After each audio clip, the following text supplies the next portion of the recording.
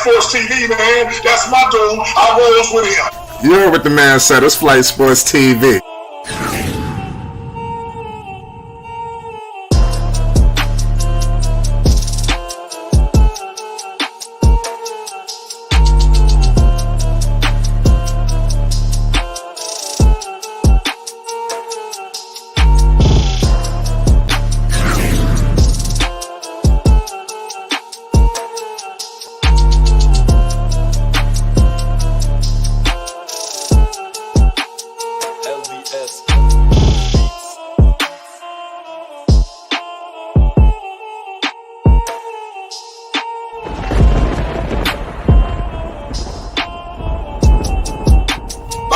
Flight Sports TV, that's where it's at. Flight Sports TV.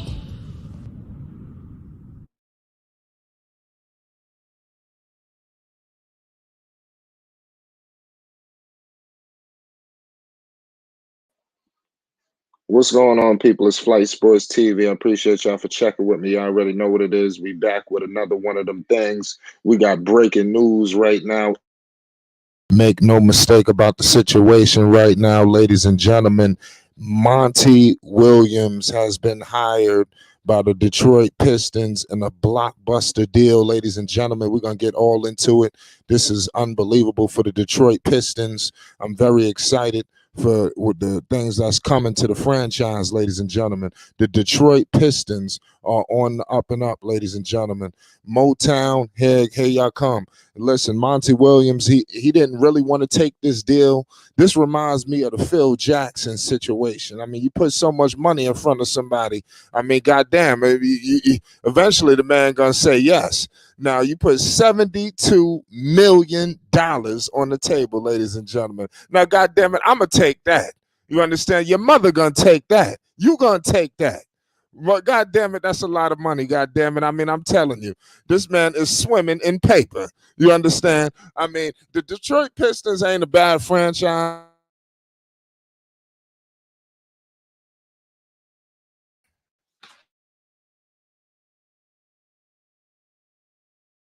Let me know if y'all, sorry for the technical difficulties, but this is a serious situation, ladies and gentlemen. Monty Williams has been signed to the Pistons. We're going to break down what this means for Cade, Cunningham and company, ladies and gentlemen, Ivy and the crew. The Detroit Pistons actually have a good team, believe it or not. I like what I'm seeing from them. You know, this is a good team.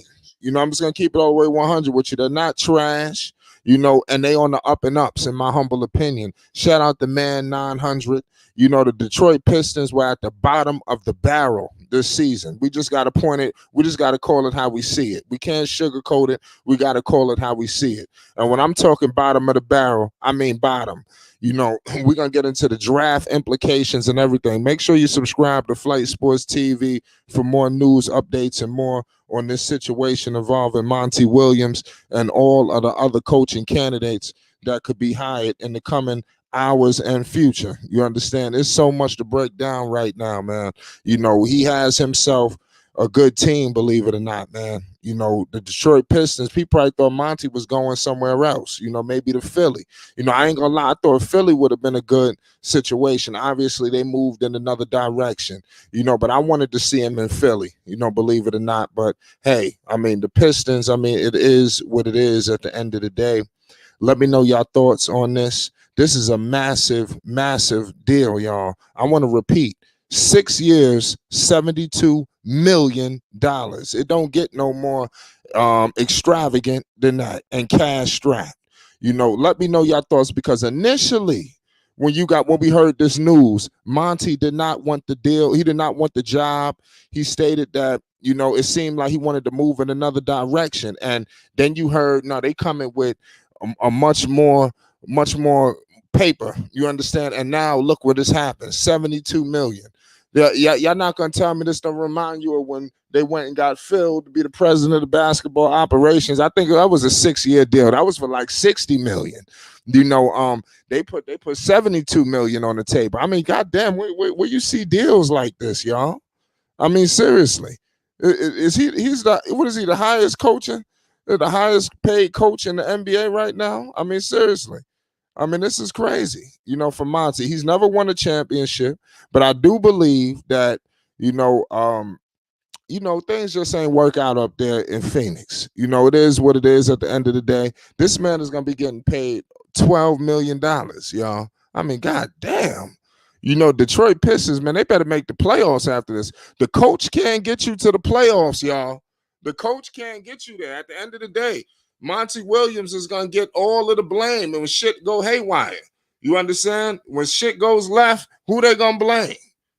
And at the end of the day, this is Detroit. They have to get the job done. If they don't, I mean, they're gonna fire Monty. So it is what it is, man. At the end of the day, this is just the beginning of their rebuild. They got to get to the playoffs after this. They have to. It just doesn't make any sense, man. In my humble opinion, man. This is I just wanted Monty in a winning situation, but I think the Pistons can turn it around. But it's gonna be up to attitude. It's gonna be up to all attitude, man. It's just crazy. I mean, do you think that Monty could come in here and shake up everything and change up I don't know. I really don't. We're gonna break this all down. It's $12 million, y'all. $12 million. Good Lord have mercy. Lord have mercy. It says Monty just robbed the Pistons. I'm seeing what everybody feel. Man, Detroit gonna be straight, man. The Pistons are back in play. I want to get into, obviously, Cade Cunningham has a whole lot of injury issues. We all know that. He's gonna have to shake all that off so he can get back to where he needs to be. Cade Cunningham, in this season, which was injury riddled, he averaged 19 points. He shot 41% from the field, 6 rebounds, 6 assists. He will be the anchor, and they're gonna have to play through him. And if he's not healthy, I mean, seriously, this thing ain't gonna work. But we got breaking news right now. The Detroit Pistons hire head coach Monty Williams to a $72 million deal over 6 years. You cannot make this up. We got all access in the building. Dex, talk to the people. We live. We got breaking news. Let me know if you can hear me. It's like we having some technical difficulties, but shout out my man Dex in the building, rocking with Flight Sports. But seriously, things is gonna have to change. The Eastern Conference is getting deep. I do believe that this is the coach. I don't know if this is gonna bring him to a championship per se, but I do believe that Monty Williams changes the attitude and the atmosphere around this basketball team. Look at a guy like Mark Jackson coming to the Golden State Warriors. Mark Jackson came in there and just shook up and changed the culture. Monty Williams is going to be able to do just that for this team, for the Detroit Pistons. You got Ivy, you got Cade, you just got Wiseman. The Detroit Pistons are on the up and up, in my humble opinion. Let's see what they do with this capital that they have. You got the draft coming up. This is what you want at the end of the day. You want your head coach in position before draft night. They're about to go into the biggest, time of the year for them, especially headed into right now in the off season and the draft. You want to have your coach on deck, and they got the 5th pick. They better make it count. Dex, what's good? You there? Yes, sir, Flight. I'm sorry, I had to get some equipment together, and I think I'm here. If you can hear me. Yeah. What's your thoughts on this news that just broke? We got breaking news of head coach Monty Williams, $72 million over 6 years. I mean, seriously. He's worth it. Wow. He's definitely big ups to brother Monty Williams. You know what I'm saying? M-Dub. He took a desolate Phoenix team into the bubble and went undefeated. And it was a coming out party for Devin Booker. And then he was able to allure Chris Paul over there. And then, the rest is history. And they had their run. They got to the NBA Finals. albeit lost to the Milwaukee Bucks, the other green team. But he shows that he is capable of getting a nowhere team into a playoff situation and excelled them all the way up. They had a chance of being the NBA champion at one point. So Detroit is kind of a reflection of that Phoenix team. And Yes, so sir. You with have some. Monty and his experience, oh, more difficulty on my speaker. Slightly, but you doing good now. Okay, yeah, Monty Williams have shown with that Phoenix outfit that he has the capability of taking a nowhere team into the promised land. And Detroit is a reflection of that Phoenix team with a lot of talent, but just don't know how to win. I'm with you on that, Dex. If you look at the Detroit Pistons roster, if you just look at it at face value, I mean, they have some talent. I mean, they just need that cultivator, and I think that's why you bring in this man for these dollars. Boy, this better work. I'm telling you, because if this don't work, if they better make the playoffs, when you get this, and this up the ante for a lot of different. The bottom is getting crazy. Like all these teams at the bottom, I mean, everybody's scratching and clawing. You got Orlando, you got Charlotte, you got, now you got Detroit, you got all these teams, Yeah, but I won't say playoffs though. Like, I know, but they better make the playoffs within the next year or two with this money. I don't even know about a year or two. I think it could be a 5-year plan. I mean, Detroit ain't going nowhere, no way.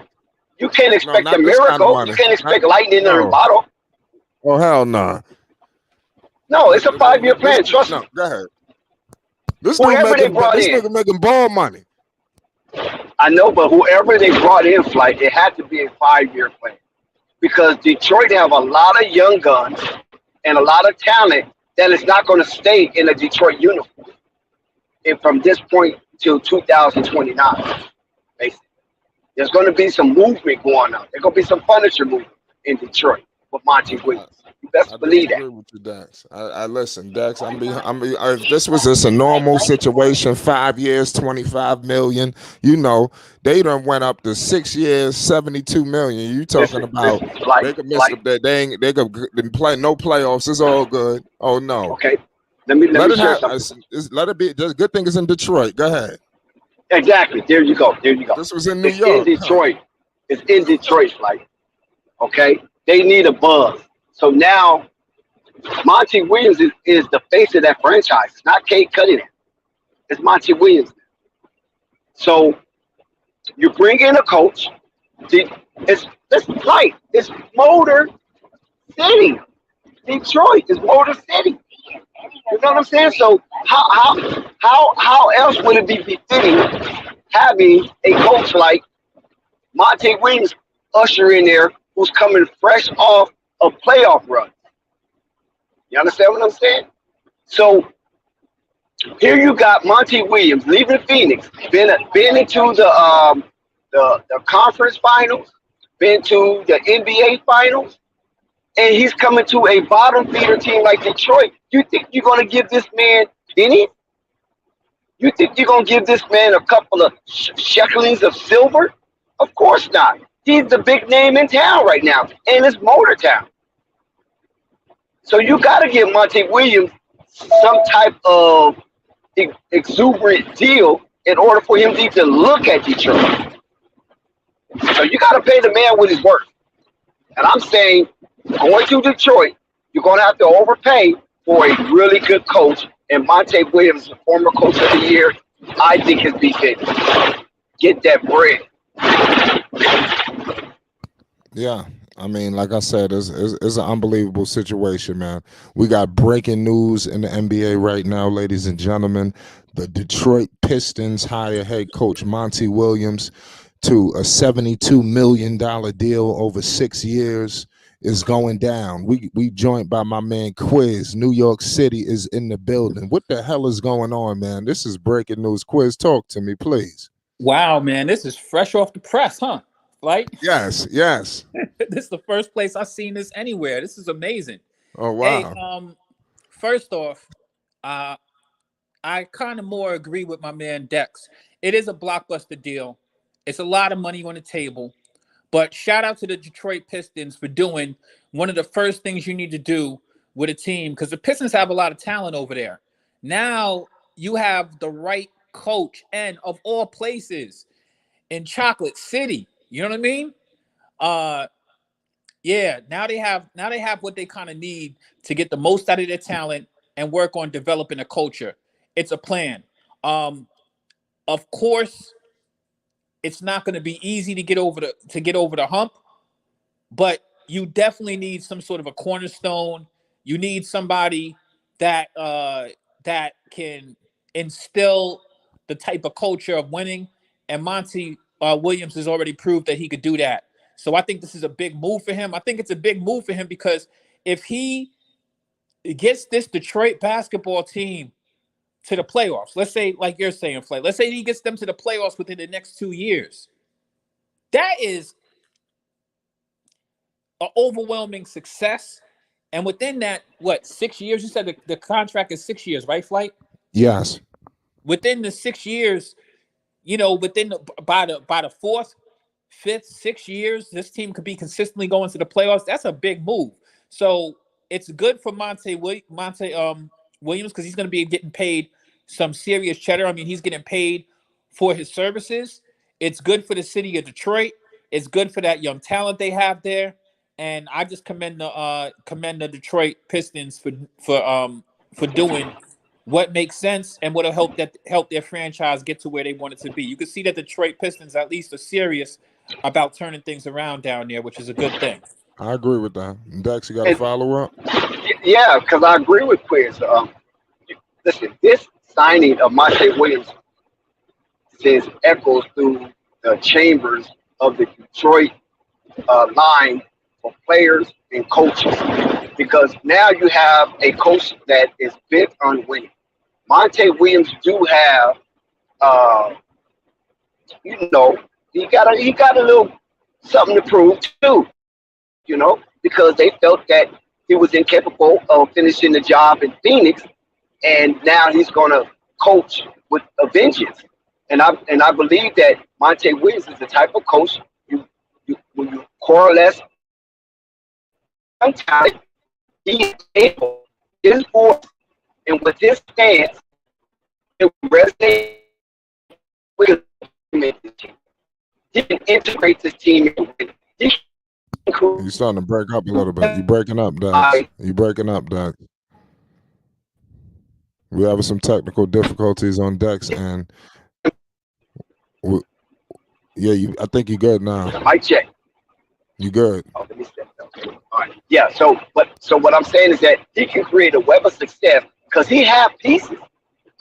He have a reservoir of young talent that could be coached up and move on.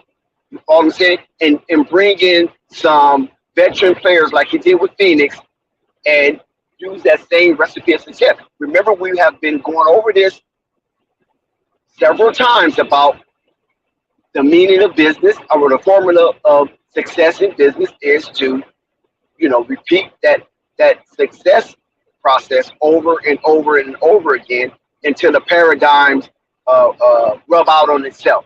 So if he can bring over that formula that he did with the Phoenix Suns, because remember the Phoenix Suns was going nowhere fast. Even Devin Booker was a bright light. It was still going nowhere fast.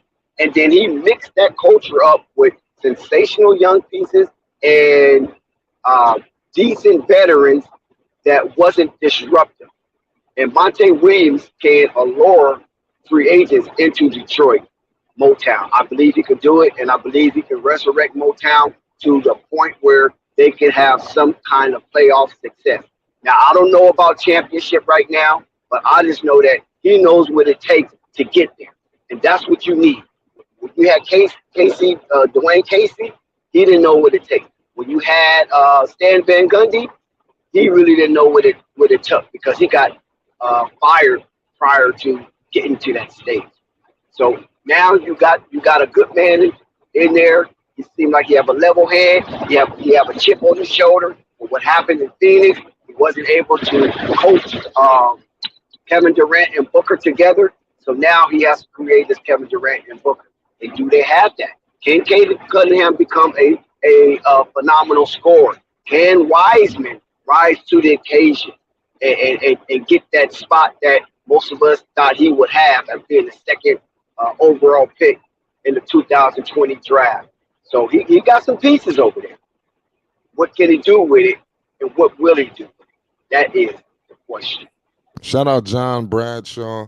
Salute to all my Pistons fans in the chat. Shout out Kyle Stark. Salute to all y'all, man. If you're a Detroit Pistons fan and you want some Detroit Pistons content, ladies and gentlemen, make sure you hit the subscribe button. We're going to give you what you need.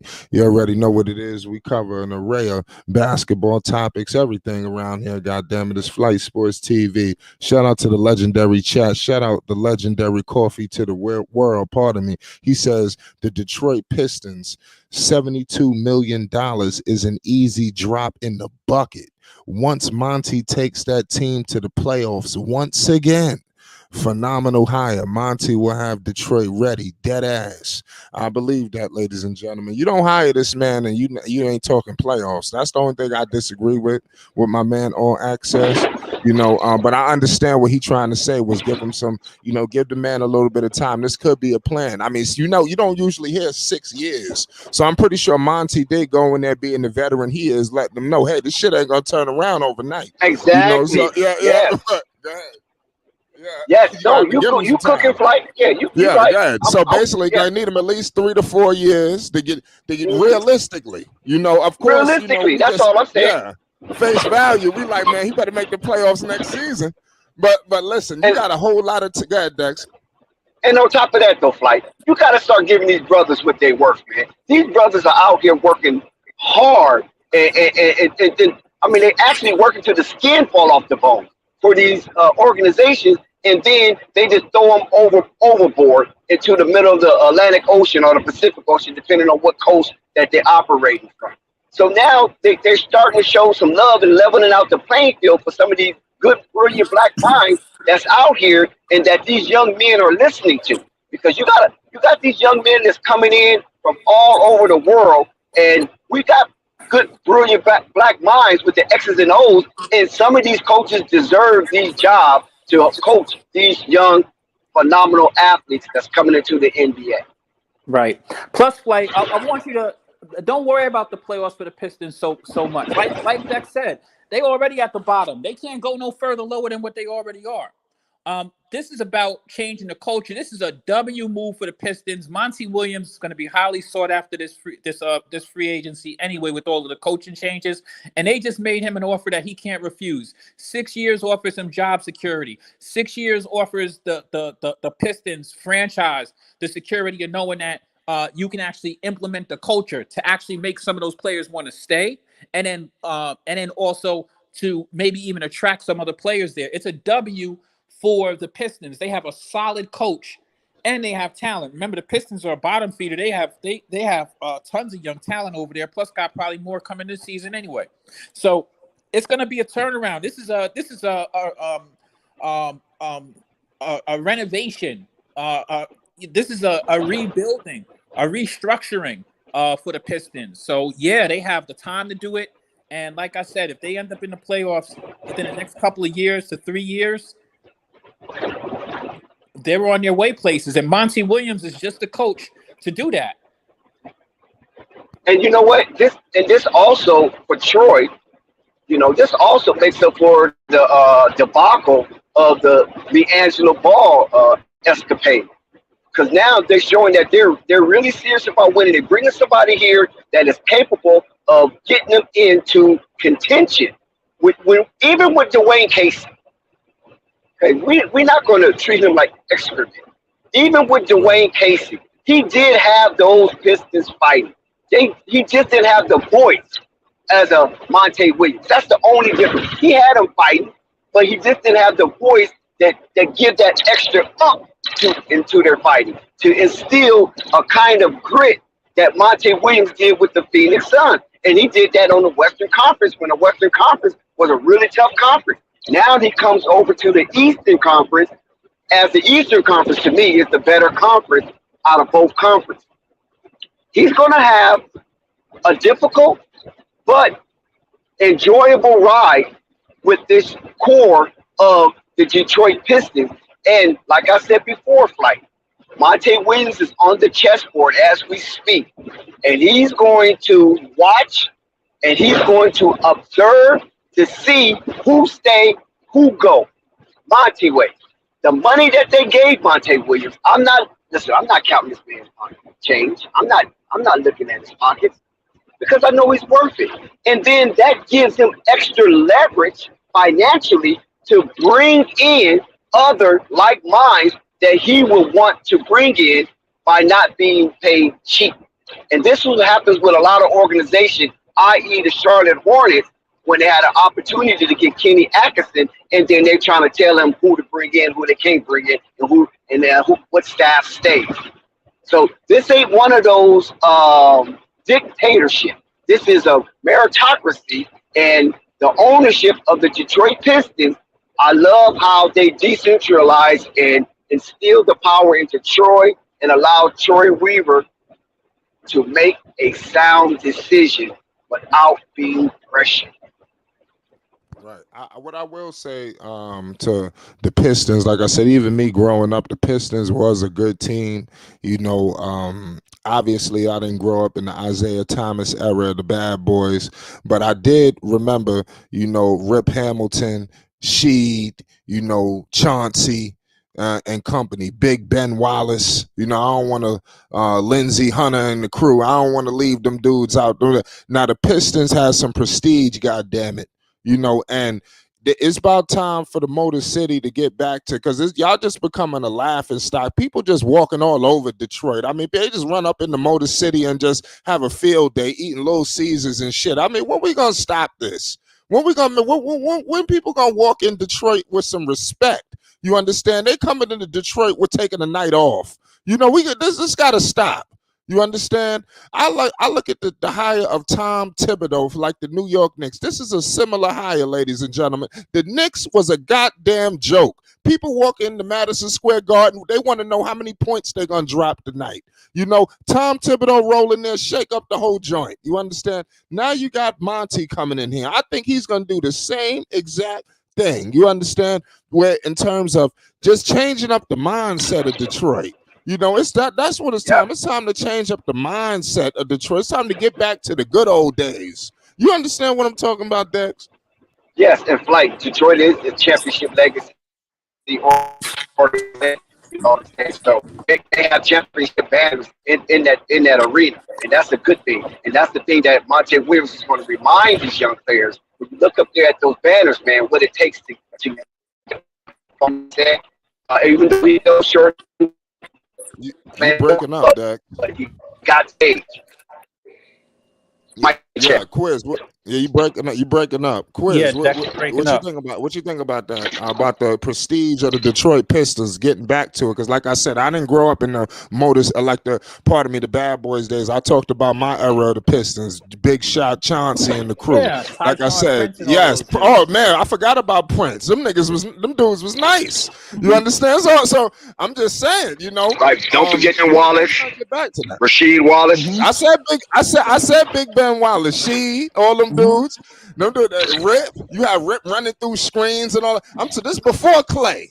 This, you understand? I mean, this what they was doing. Rip was doing it like that, running through screens and all that. You know, it's time to get back to Detroit. Yes, go ahead, Quiz. Chauncey from Blackstreet. Like I said, this is a power move for the Pistons, a real power move for the Pistons, and I respect it.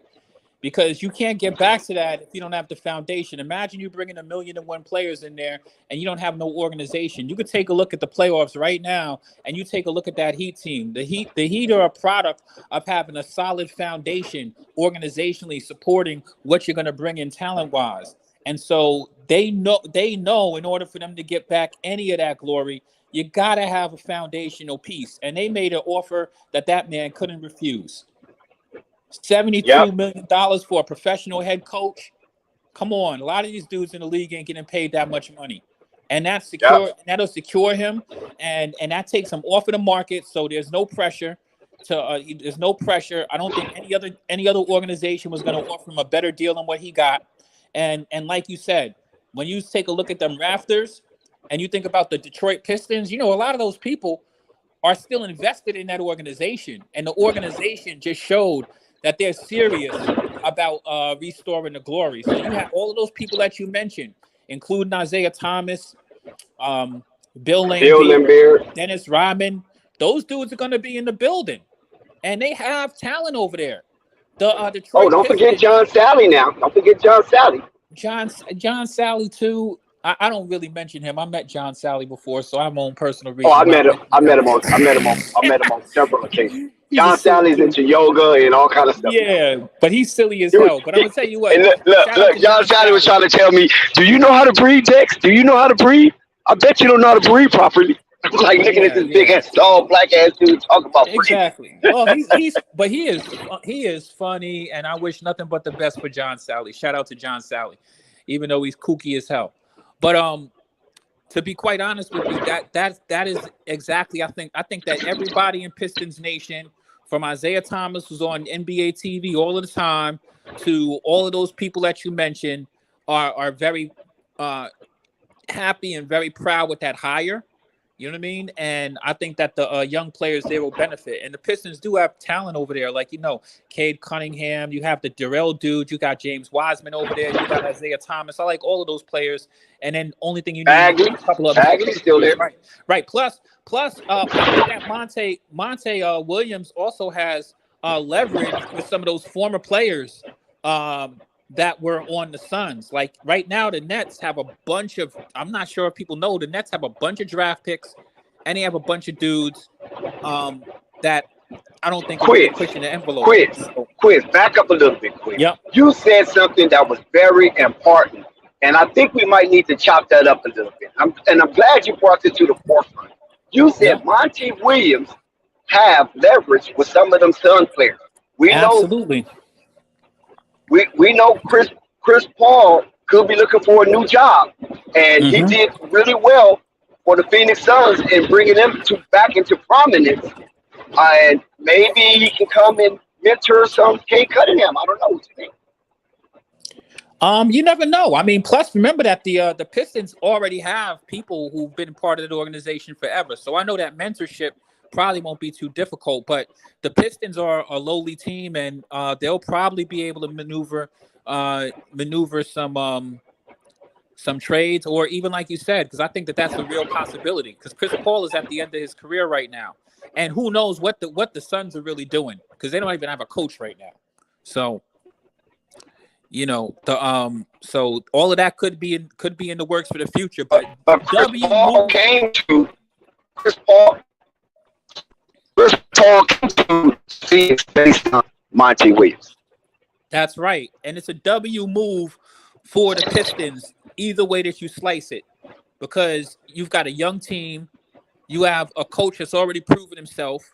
You've got an organization that needs structure and foundation. You've got a coach that's highly sought after coming to, and you have one that has rapport.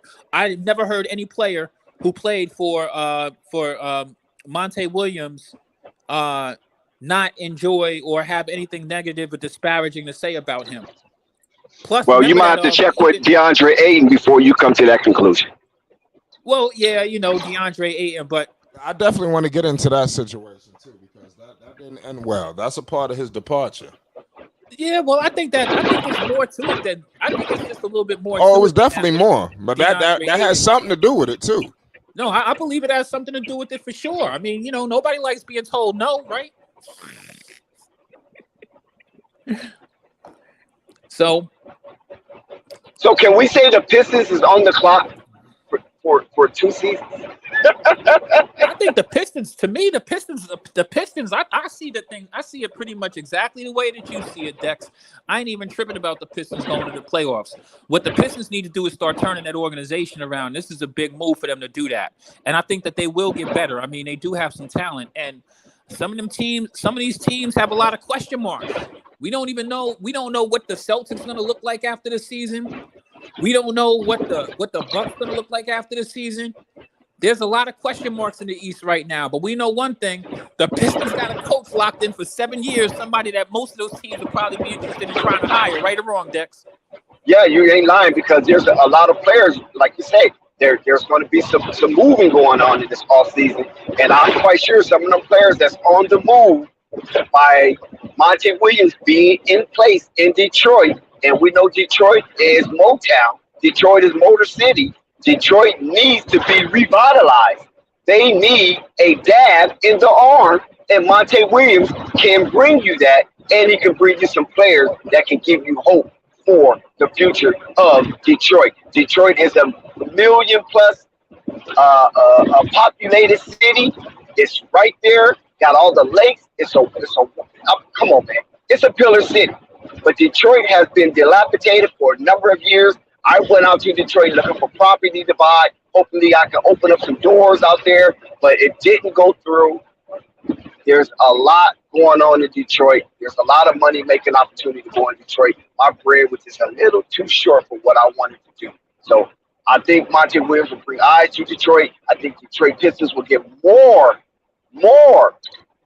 league pass games and get more nationally televised games by Monty Williams being inserted as their new head coach.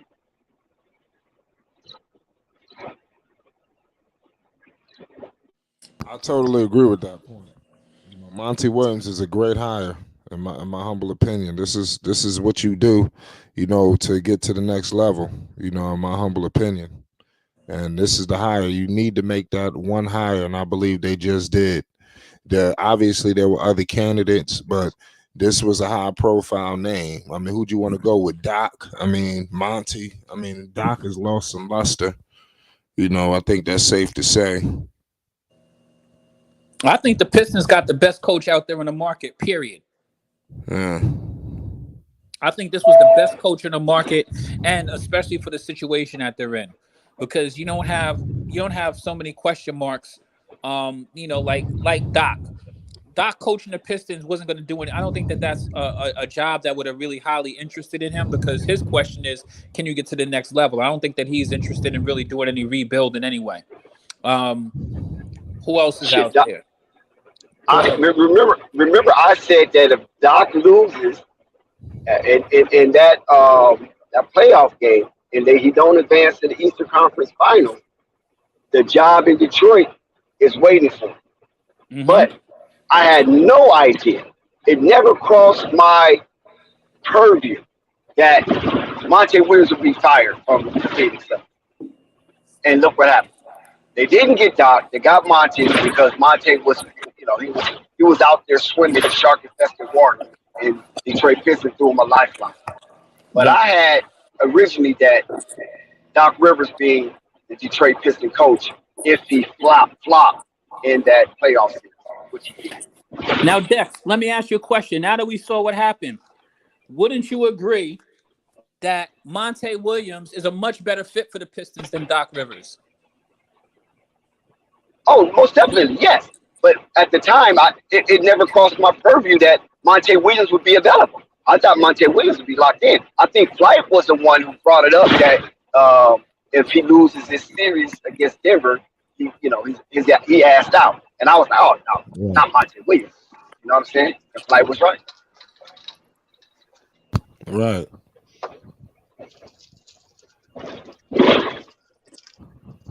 Yeah. Shout out Devastating just rolled in the chat. Yo, Flight. What's the deal? What's up, man? What's up, y'all? Dex. Salute, brother. What's the deal with the Pistons? What's with the long-term contract situation? I don't even know if I've even heard of an 8-year coaching. 6 years, $72 million. 6 years. I don't even know if I heard of a 6-year coaching contract Yeah, right off the that's bat. a lot of job Yeah, security that's there. 12 million. That's 12 million a year. And I think Phil Jackson in his heyday was making like 10 million a year. That's what I'm trying to say. Yeah, I mean that's This the dude top of the making top. money. That's what I'm saying. I mean, you're talking Phil Jackson. I mean that's not going out the gate though. I mean, Monty Williams is not out the gate, but he's still a new hire to that organization. What are they seeing, and where are they trying to go, and how are you going to sell this to free agency and younger players coming into the league? I believe what are they seeing to answer that question first Yeah. is they want to see a replication of Monte Williams' work Mm-hmm. with the Phoenix Suns Mm-hmm. in Motor City, in Motown. Because remember, when Monte Williams went over there, the Phoenix Suns was going nowhere fast. They had a star in Devin Booker, but he was yet to be an All Star, and they was the laughing stock of the NBA. Mm-hmm. Now here we go to Detroit, Mm-hmm. similar situation. Now Mm-hmm. Monte Williams is going to put on his magic glove and see Magic. if he can be a potter, if he can be a potter by putting clay and spinning it and shaping and forming this young man into something formidable. This is crazy, man. I mean, like you were saying, from a market standpoint, uh, since the bad boy era, uh, I'm not so sure if it's been attractive. I know Chauncey Billups managed to snatch a chip out of there, after 2000. But I mean, the Pistons just haven't been that attractive for someone to invest that amount of money on a head coaching situation. I'm kind of lost for Well, words right now. I'm not sure. well, devastating. Let me help you out here. Monte Williams is one of the brilliant minds in basketball as we speak. No, He's I not give you too that. old. Yeah, I He's give you not that. too Yeah. young. He's right there in the middle. And he had the luxury of coaching a Devin Booker, a Kevin Durant, and a Chris Paul. Two Hall of Famers for sure, and one on his way. So that right there incurs that Monte Williams have the ability to inculcate two spectrum type basketball, offense Mm, and defense. Because when okay. he went to Phoenix, there was a defense wasn't even a word they had in their vernacular. Right. Now Monte Williams got there, they start playing defense, they start winning. Hmm. Detroit Pistons is in the same ilk. Okay. Defense is not part of their vocabulary. They want to run up and down the court like loose gazelles, Right. recklessly, even though they have a competitive edge about them. Because Detroit don't normally just get blown out. You know what I'm saying? They don't just be getting blown out, Yeah. but they lose a lot and they lose often. You know what I'm Yeah. saying? So what Monte can come in and help frame a mindset of if you play just an inkling amount of defense. I'm talking about on a minutiae level. There's a chance that you could win these 4 point loss games that you have been encountered in throughout the season, and maybe your record will reflect, and you'll get the better bounce of the ball going into an extended season sometime down the line, as he is the leader of that band, the general of Yeah. that army. Yeah. That's a long line. 6 years, I guess. So you have some time to make some adjustments if needed, I guess. I don't know. For me, believe me, I'm not taking nothing away from Monty. I think he's one of the top tier coaches uh, in the league right now, based on what he's working with and faced with. Uh, am I saying you have to wait for a superstar? No, um, but I guess I would just have to wait and see if this incentive to I guess grind it out no matter what. I mean, they're basically telling Monty Williams, hey, no matter what comes your way, you know, we're committed. Yeah, they got to thug it And out. Detroit just got to thug it out, just to be simple and plain. And so they got Monty Williams in there to thug it out, and hopefully they can reach to the level of a Charlotte Hornet or just a little pass and be a part of the play-in game because they have the type of talent to do that, you know. yeah, And yeah, Monty Williams have the ingenuity, brain-wise, to do yeah, that. yeah. I'm all Monty Williams. Believe me, I'm not trying to slight and say he doesn't deserve uh the terms or whatever. But out of these teams out of the East, the Cavs, the Pacers, and some of these teams that seem to struggle to get past that one point, I think the Pistons seem to be at the top. Well, the one of the teams I just mentioned, they seem to be the ones that I saw that managed to get past that. Is it consistent? No. But they have shown, like you said, to acquire some talent, make a few runs. They've been an established franchise, so they know what winning is all about. So I guess we just have to see if this investment pans out. I'm not sure how that plays over into the player situation, but I'm not sure. Are they looking to get superstars, or are they going to build their team off the Of course, draft? every team is looking to get superstars, and they got a wealth of young talent to be able to allure someone there to stabilize the ship. You know what I'm saying? Because we know it's a lot of buoyancy out there in Detroit. You know, a lot of ebb and flows. So if they can acquire a stabilizer into that locker room, I think we can see Detroit in the extended season. Look, Yeah, first off, I think it's a brilliant move for the Pistons because in order for you to get to the next level, you need to have a steady leader, and you have security now for 6 years. You've got, I think, the best coach that was on the market anyway. And then when you take a look at the Pistons, what they have talent-wise, you realize the Pistons have tons of forwards over there. They've mm, got the Duran dude, they've got Wiseman, they've got mm, the Isaiah Stewart, they've got Bagley. Right, those are all forwards. Those are all like power forwards right there. yeah, Right, so they've yeah. got all A bunch of grinders. These are grinders they here. got tons of power forward centers, and now Yeah. you'll have Monty be over there to kind of to sort things out. Plus, I think they still have picks for this season, and I think They that got the fifth pick. They got the fifth overall pick.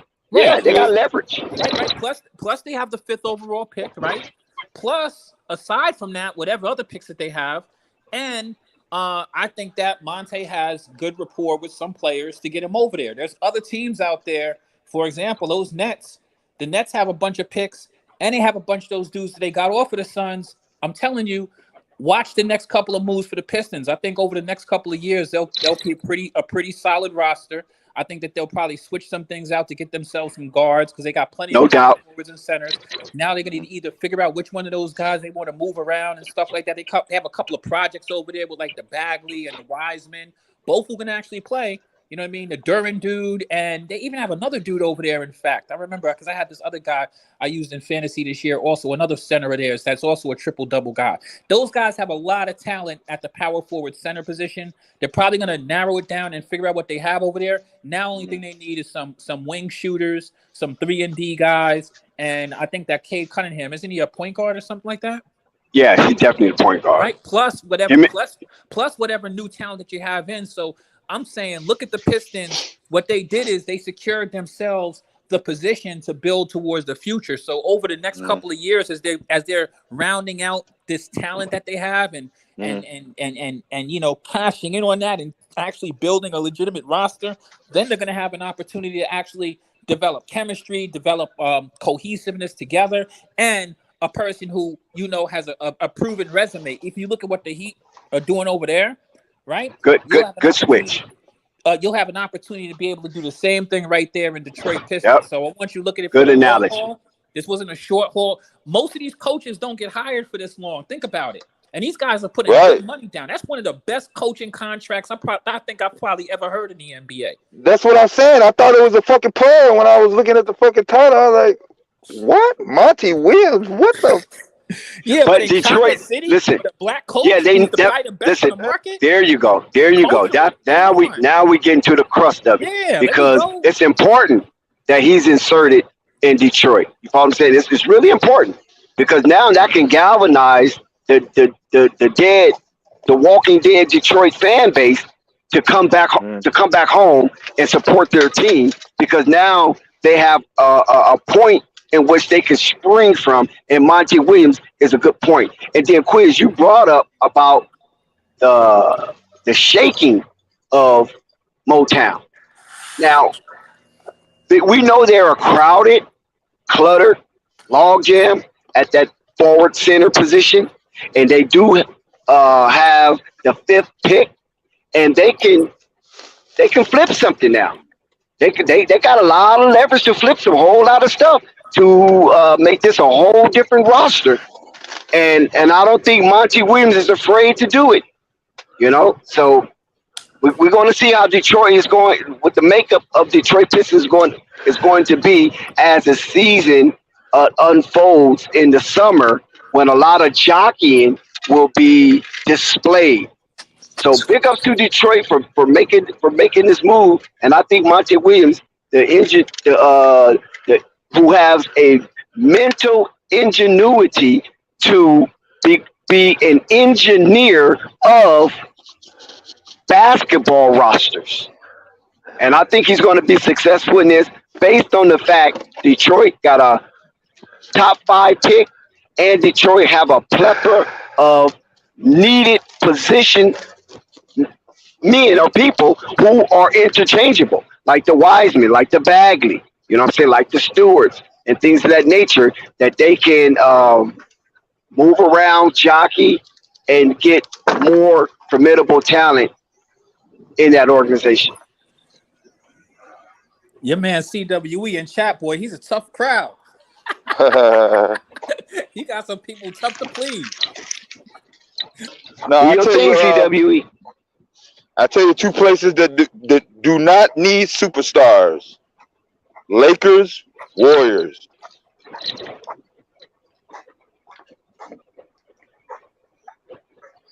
Yeah, I think Monty Williams found a comfortable home.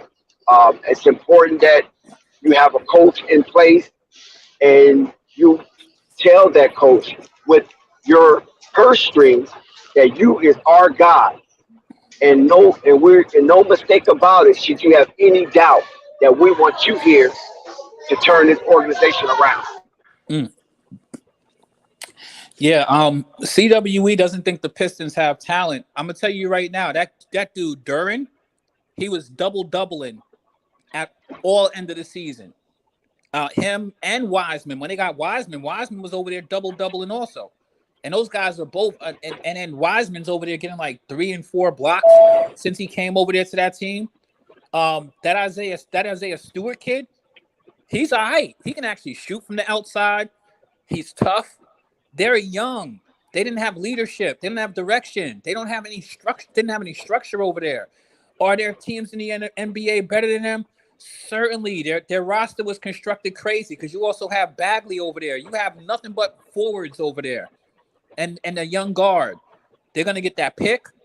They're gonna probably flip some things around, and now you actually have structure. You have leadership, and now you have something for Pistons Nation to rally behind. Watch when you start hearing the Isaiah Thomases and the Joe Dumars and all of those old Pistons.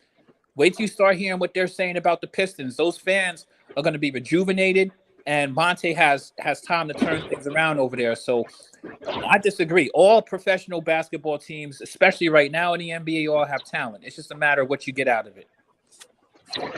Yeah, I mean, Detroit was a cellar dweller, bottom feeders. It seemed like Detroit players were on company time, wasting company resources.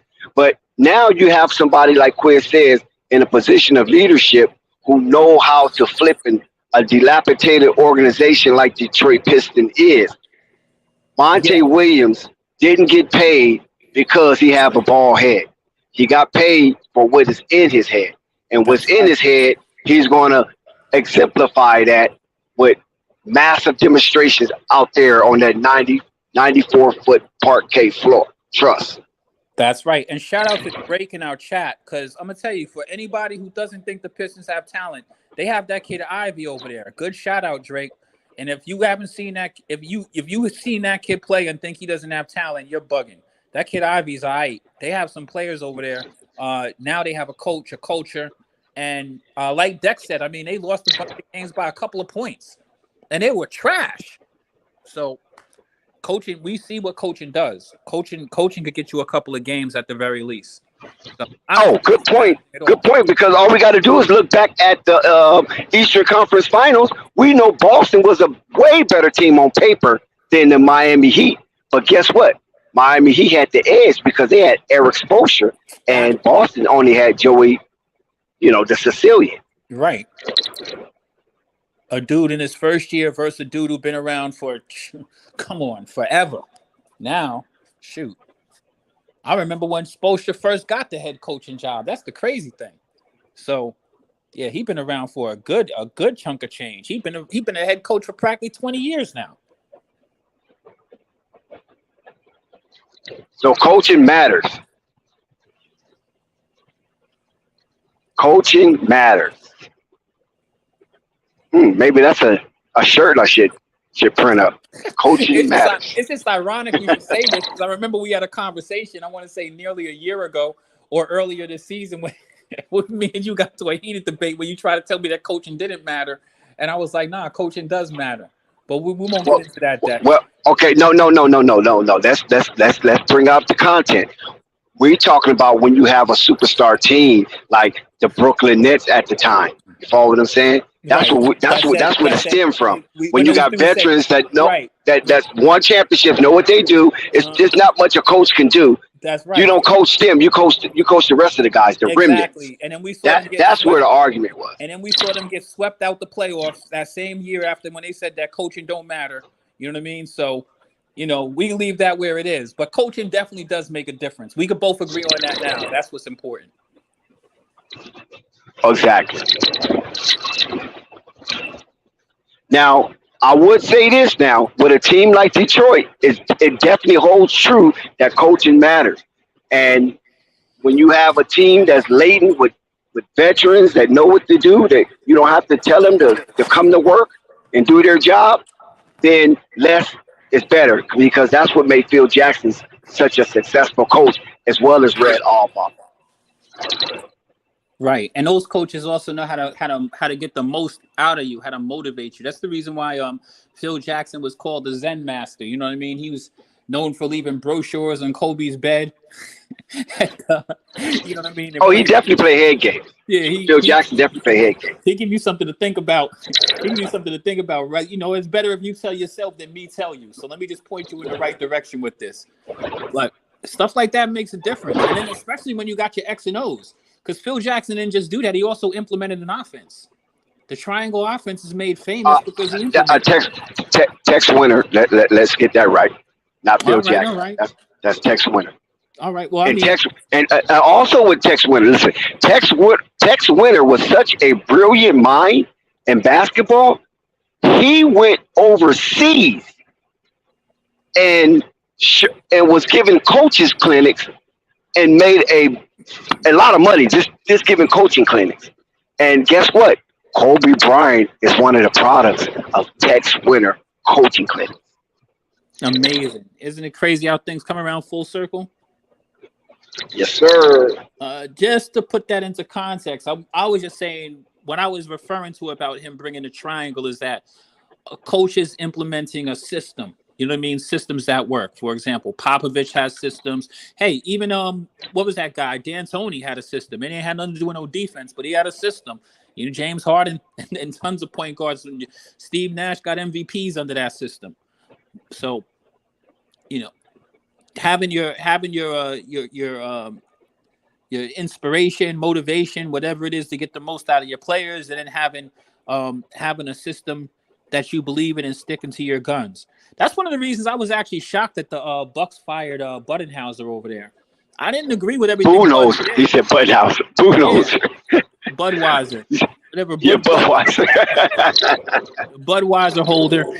He I think he drunk too many Budweiser because you can look at Budenholzers and tell, boy, he loves some gin. Oh man, yeah, definitely.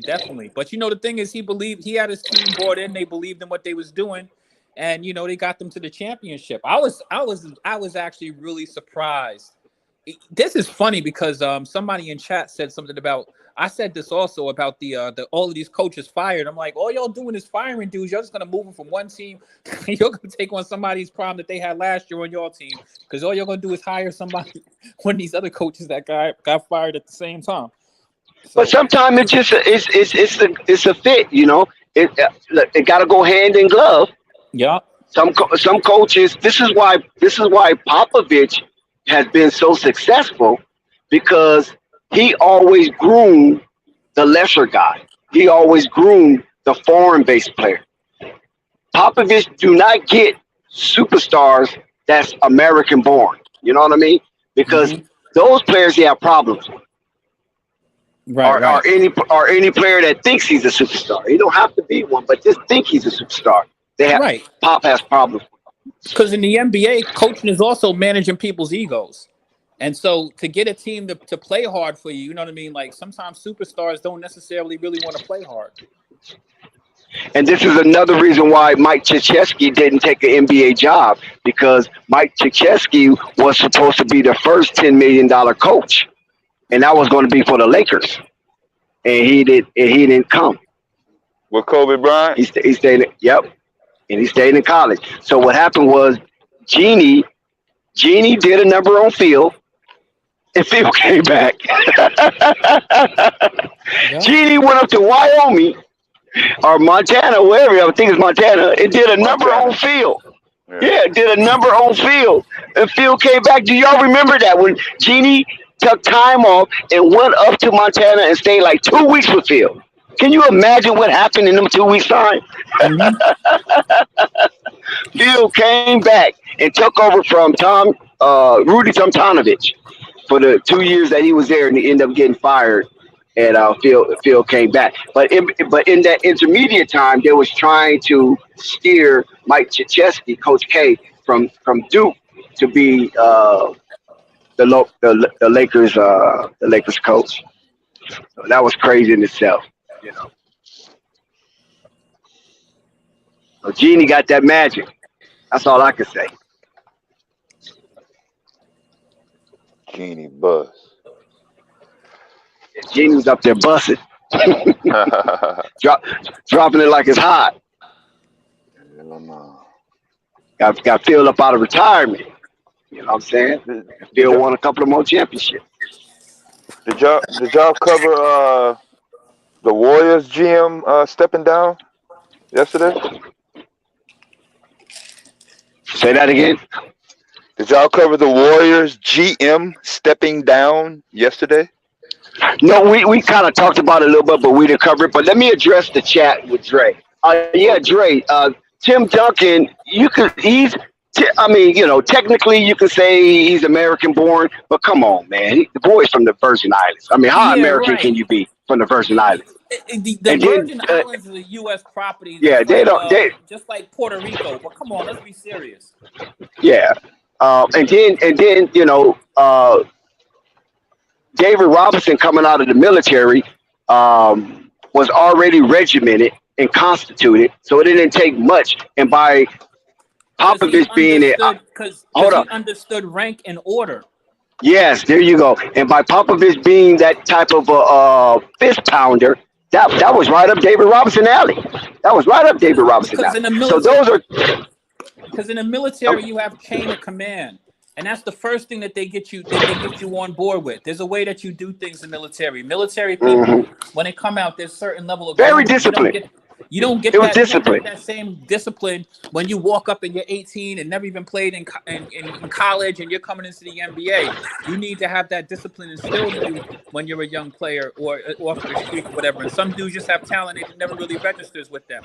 For example, look at a Ja Morant, for example, right?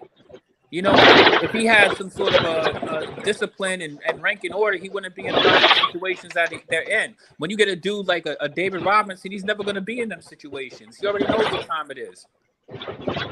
Right. So yeah, that's a little different. That's why they call him the admiral. So those are two extenuating circumstances about American players, but we're talking about that foundational American player that grew up typically to become an outstanding athlete, not the ones that have been, kind of like, covered. I will use the word covered as a euphemism. Those athletes are covered to some degree. I'll give you an example of an American athlete, Gilbert Arenas. Perfect example. Shit, Ja Morant, you ain't got to go far. You ain't got to go that far. Ja Morant, right in our face. James Harden, right in our face. Lemon Pepper Lou, right in our face. Yep. I mean, it's easy to mount up the count. You know what I mean? Shit. Y'all naming all them players with all that luggage. Yeah, that's what I'm saying. That's difficult to deal with. That is difficult to deal. Did you hear? Hold on one second. Even Jimmy Butler, right? Jimmy Butler has been one of the a shielded player as well. But don't you know Jimmy Butler is a freaking prima donna? Yes. Do you guys realize that? Do you know the type of perks that Jimmy Butler have as a Miami Heat player? Y'all don't know the story? Okay, we leave it alone. No, but anyway, let's ride with it. So it won't be no big surprise once he busts out with it after next season. After this season. Well, like I said, he's a prima donna. Outside of the court, when he's on the court, he's a dog. But outside of the court, he's a prima donna. And Miami has acquiesced to a plethora of his demands to keep him comfortable. Jimmy will be Jimmy. Okay. I just get what you're saying. Okay, yeah. It's been like that since LeBron them left, right? Right. Basically, only for the top notch, not for the average. Right. Yeah. So, like they say in Miami, Jimmy will be Jimmy. But now Jimmy has engaged in a successful business venture by trademarking the moniker Himmy Buckets. He's gonna capitalize off that. That Himmy Buckets. Shout out to Flight Sports TV. I don't know who told him. They said, hey, man, go over to Flight. They gave you a new name, Himmy Buckets. That's facts. Is Flight trying to get credit for that? I don't know. Flight is a humble man, but I'm just saying. Shit, hit he trademarked that name. He trademarked that with the swiftness. Hit his ass on Twitter or some shit. That is crazy. You just never know who's listening. That's all I'm saying. You never know who's listening. So that's why you got to put your best foot forward. Yeah. They were able to get away with this a lot more before the internet, though. Oh, yeah, of course. I mean, it's a history of plagiarism. You know what I'm saying? Yeah. It's a deep, dark history of plagiarism, but it is what it is. That's what you do in a capitalist society. You find something, you capitalize off of it, right? That's right. That's why they call it capitalism, because you capitalize. Mm-hmm. Jimmy went and monetized that shit. He was like, what? They calling me what? Man, look how they calling it, though. That is so funny. Well, anyway, fellas, thank you for the breaking news. It's amazing. I can't wait. What do you guys got on this? How do you guys feel about this Heat Nuggets series that starts? Yeah, talk about it. Start it off. Talk about it. Well, get our juices flowing. Here, but I'll just drop my quick science on the appliance. I like the Heat. I think they're a resilient team. I think they're awesome. I think they're amazing. I think they've had a phenomenal season. There's always a but, though. I don't. Yeah, here come the contrary. Exactly. There's always a but. You know how that go. I'll start off with the positives and let me just go. You know what I mean? I don't want to crush anybody's dreams, but I just don't see the Heat winning this series. I'm looking at 5-game gentleman sweep. Gentlemen.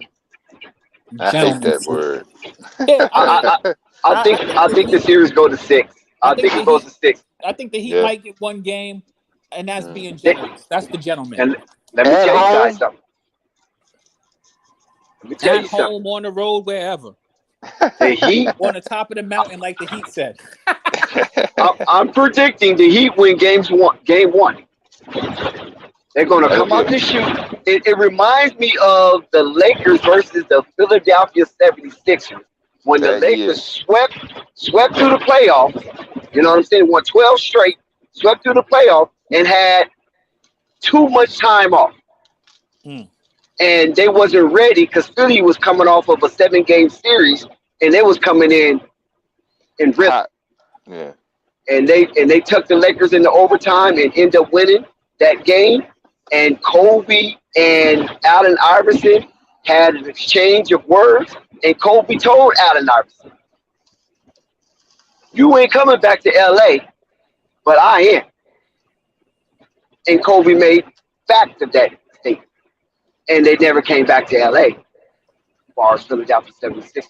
And that's the same series they booed Beyonce. Can you imagine that? Mm. They booed Beyonce for the halftime show because that beautiful woman had on a Lakers jersey. That's right. I'd be The Philly fans booed her. That's the same city. It's not that serious, but it's not.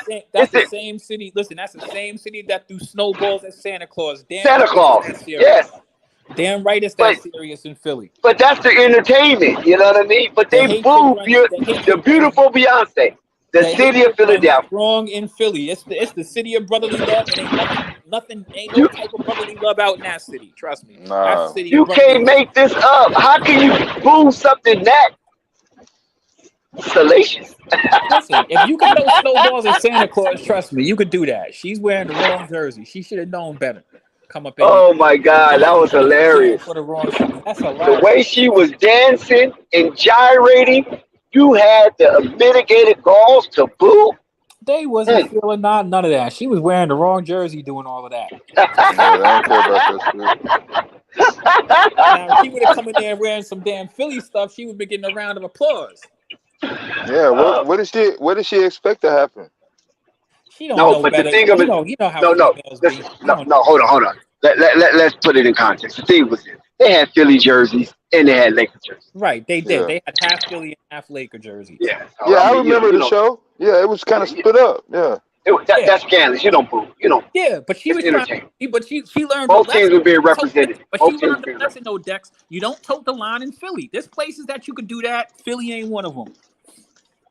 But Yeah, it wasn't agree. the Staples Center. Yeah, it wasn't the Staples Center. Was it?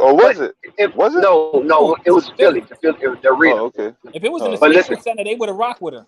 Yeah. Yeah, they're not gonna boo that. I don't care if you Yeah. come to the Staples Center as a group, as they were Destiny Child, Right. and you got the representation of Boston and the representation of the Lakers. They're gonna enjoy. It's Hollywood, so Yeah. I mean it's entertainment. They probably Philly just don't understand. They're crude. You know that. She could have probably Those guys are crude up there. wearing a whole. She could have probably gone It's to a the budget. Staples Center wearing a whole Celtics jersey. You know what I mean? They wouldn't even It's boo. it's a cold area. They go through all of the seasons, whereas in La La Land we only have one season. That's not. Philly goes through all the 4 seasons. Except for 2004 November. I mean, was it November? No, it was October. Election night, the same night Terminator got elected.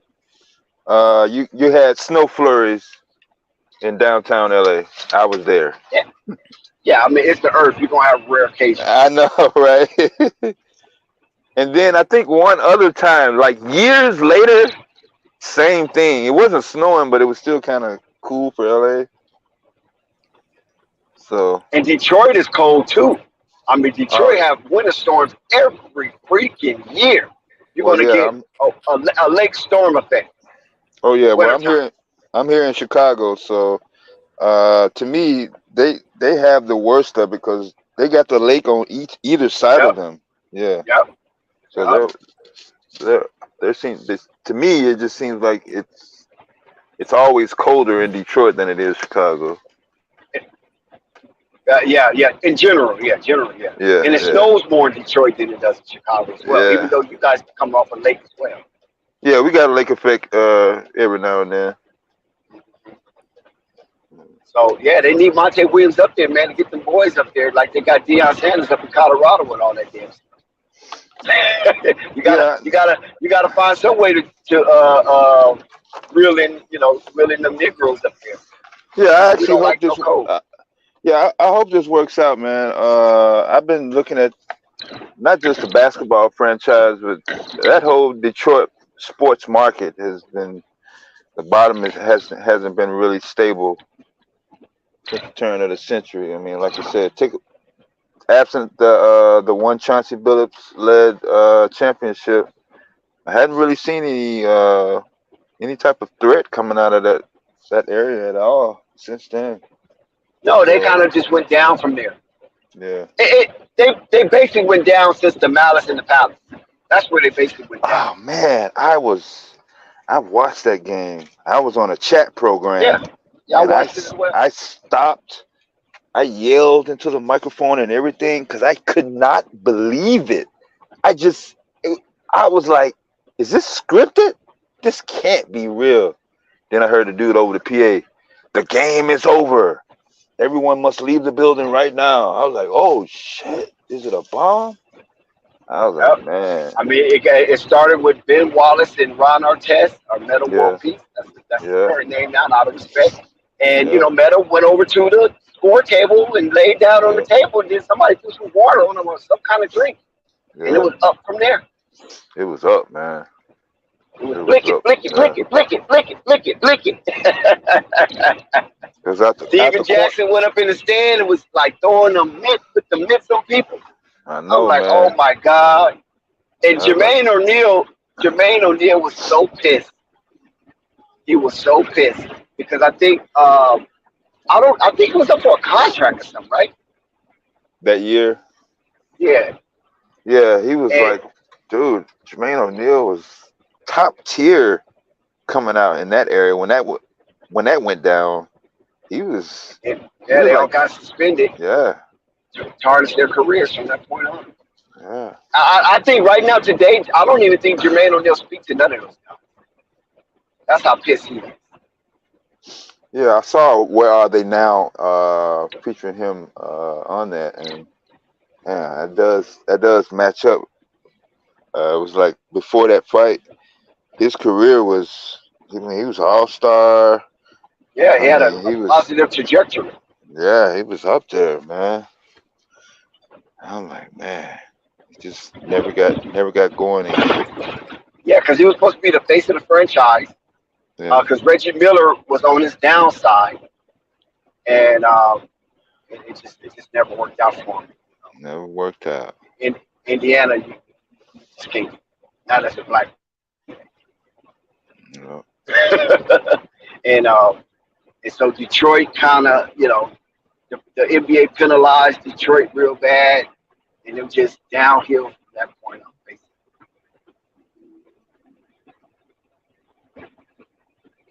Malice in the Palace. And you know what? It was so ugly. They tore the damn palace down. Yeah. Tore it down. They want to get rid of those bad vibes. They thought it brought them bad luck. So they demolished the palace and built their beautiful arena they have now. So big ups to Detroit, man. Motown. I'm talking about my girl. Talking about my girl. You know what I'm saying? Smokey Robinson, Diana Ross.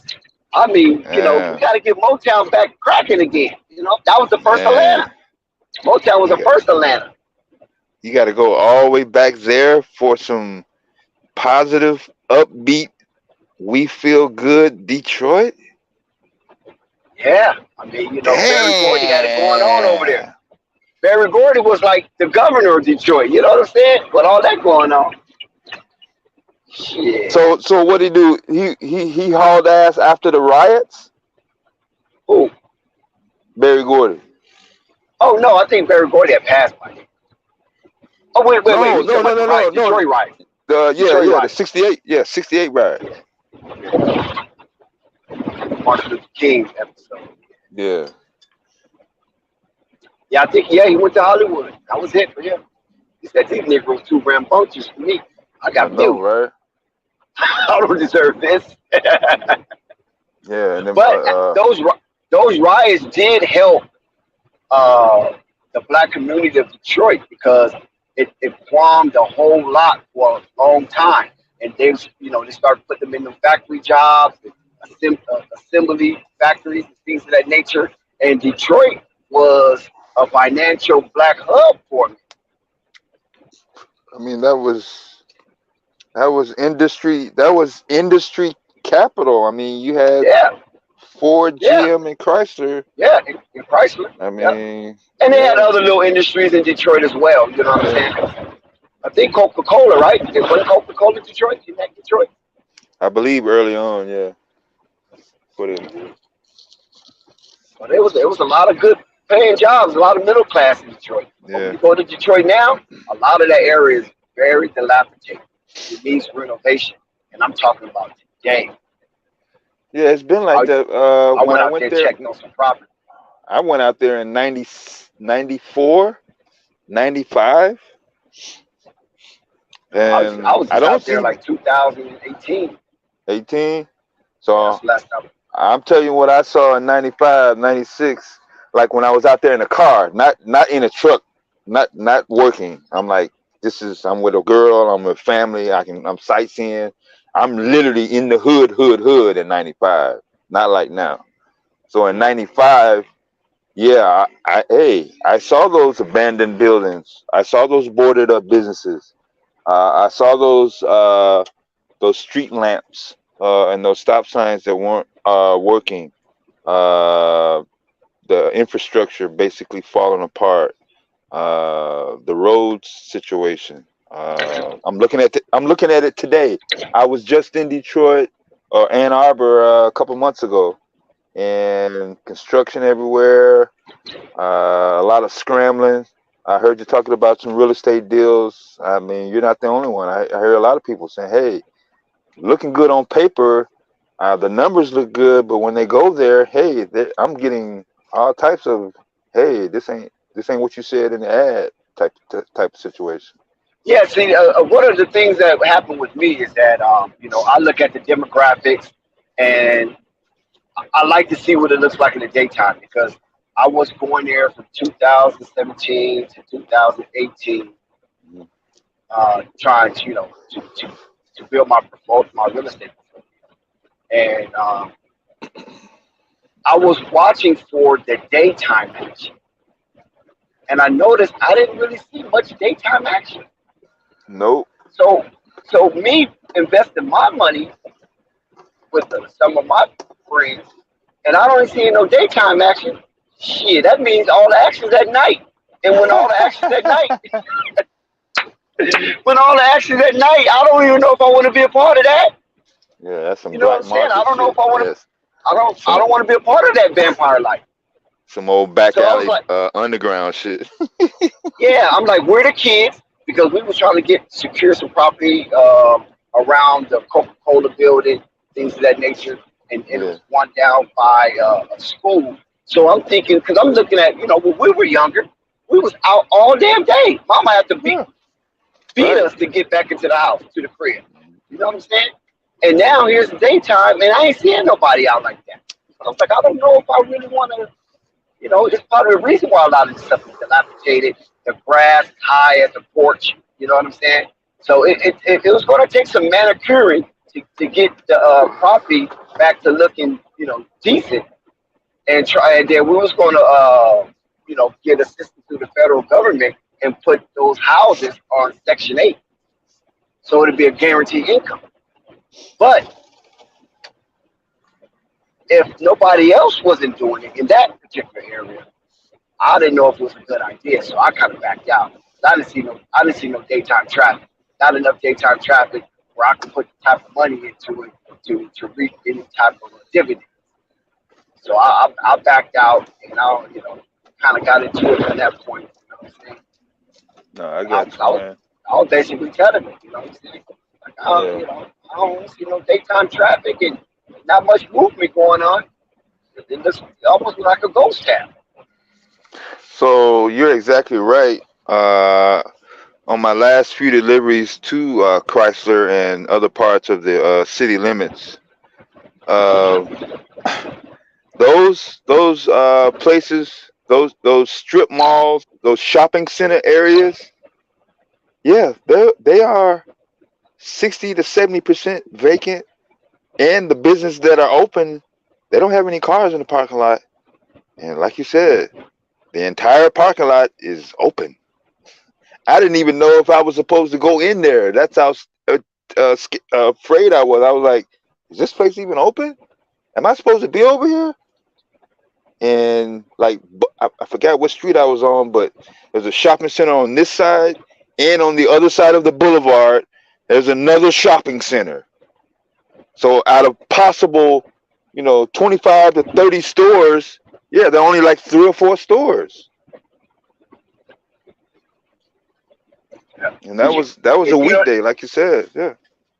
Yeah, they got their little market up there, like a farmer market, Yeah. and that was a pretty cool area. But it was kind of an industrial area as well. They had some residential, but it seemed like it was more industrial as far as these little shops. You know what I mean? Like little warehouses and things of that nature. But yeah, I went to like a little fair up there, and it was cool though. It was like at this big ass red farmer market area, like flea market or whatever. And it was cool because you saw number black people displaying all their stuff. People doing a variety of things, and I like the ambiance of it. But I just couldn't pull the trigger. Yeah. I tried. I, yeah, I caught that one time. I had a dedicated route to the newspaper place right by the baseball stadium. It was right next to it, and I went over there. And like you said, that particular one area, since there are vendors that are active, yeah, those are active. But as far as established businesses that are brick and mortar, your traditional foot traffic in retail locations, no, man, I didn't see Hey, it. Detroit is a vast area. I didn't realize how large Detroit was. They have Yeah, a lot. like spread Their out. freeway system is crazy. Yeah, Oh from yeah. way from the casino to Hmm. to the hood. That shit is massive. It's a lot of territory. Yeah, it's not I a was like, straight line at all. Yeah. no, they got a gang of freeway interjection, and they doing a lot. When I came here, it was doing a lot of what you call that infrastructure work. Hmm. So I'm looking at it like, man, are they trying to gentrify Detroit? What the hell is going on? Because there's a lot of infrastructure work going on, but I don't see no business being, just booming like that. Yeah. So I'm thinking maybe they're trying to, gentrify, getting it ready. But they got their man, Monty Williams, their coach. We'll see what Detroit Pistons is going to be about. I appreciate Steam and the electricity that's going into the Detroit Pistons because for many years now, the Detroit Pistons have been the Detroit Piston list. I just hope that they don't send him a lot of bullshit ass players, man. That's gonna fucking just lay up and collect checks twice a month. Well, that's why I feel Monte Williams is the guy to renovate and move around and shuffle the deck for the Detroit Pistons. And as he sit there and look over the roster, seeing who needs to stay and who needs to leave, according to the system that he will install in Detroit, and all of the draft picks Detroit have, I just think they have a lot of leverage and they can make some good moves. And they have the man sitting right there, prepared to lead the troops like he was General Patton going into war. I think Troy Weaver did a good thing by giving that man that money. Yeah, I'm actually surprised. I'm not mad at all. Believe me. Like I said, I thought it was a player. I mean, I saw 72 million, then I saw 6 years, and I'm I struggled to get coach out of there anyway. And then I was like, and it's Monty. I was like, damn, he nailed that shit. Like, damn, he nailed that shit. So hopefully they can get the people out the streets that doing all that crime up there in Detroit and get them inside that arena. That's the give them bottom something line, to clap bro. for and get them something to cheer for. That's the bottom line. I ain't gonna hold you, man. In Chicago, and I've been here since '90. When the Bulls were in their dynasty era, businesses, your employers, even some governmental positions, whether you want to face it or not, they cater around the mood of the sports teams. Yeah, if you're a baseball team, your football, your basketball team, if they're not winning, okay, not a real impact. You may have some mood swings, but if they are winning and winning big, especially championships, businesses will make adjustments. Yeah, I could attest to that because when the Lakers came out of that All-Star break and it was kicking ass, gang violence was down. Really? Hell yeah, motherfuckers glued to their TVs. Oh, they was out there selling T-shirts. Gang violence was down like a motherfucker. Let me see. That's what happens when you win. When you start winning. I don't know if I can equate that to Chicago though. Them motherfuckers just y'all wasn't winning. Y'all was gasping for air. No, I'm talking about in the '90s when I was actually in the city. Oh man, Chicago was booming, man. Everybody was making money in Chicago.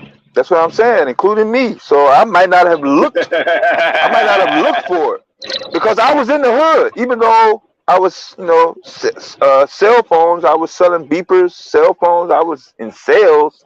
I wasn't selling in the white neighborhoods. I wasn't in Schaumburg. I wasn't in Oak Park. I wasn't, in those areas. I was on the west side. West Rainbow Beach. I'm on 95th Street right now. Right now, I'm on 95th in Stony, bro. Right. And like you said, it wasn't a lot of lackadaisical, what am I going to do with my life? I didn't see that during the Bulls dynasty eras. I didn't see that at all, man, especially that 96 through 98. It seemed like everybody was just in a positive, happy mood. Yeah, it was boom town. Not only that, you had the Cubs. You had the Cubs winning too with Sammy Sosa in the home run race. Oh my God, that was crazy. Yeah, I had moved to Kansas City that year, but I remember, man, it was off the chain, boy. It was off the chain.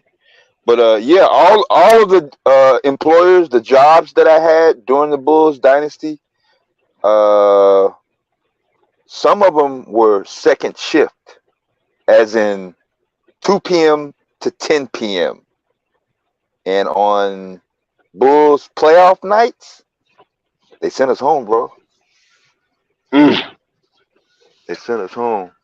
Only on those nights. I don't think 1 year we missed. Especially that 70 game, after that 70 game, that 95, 96. Right.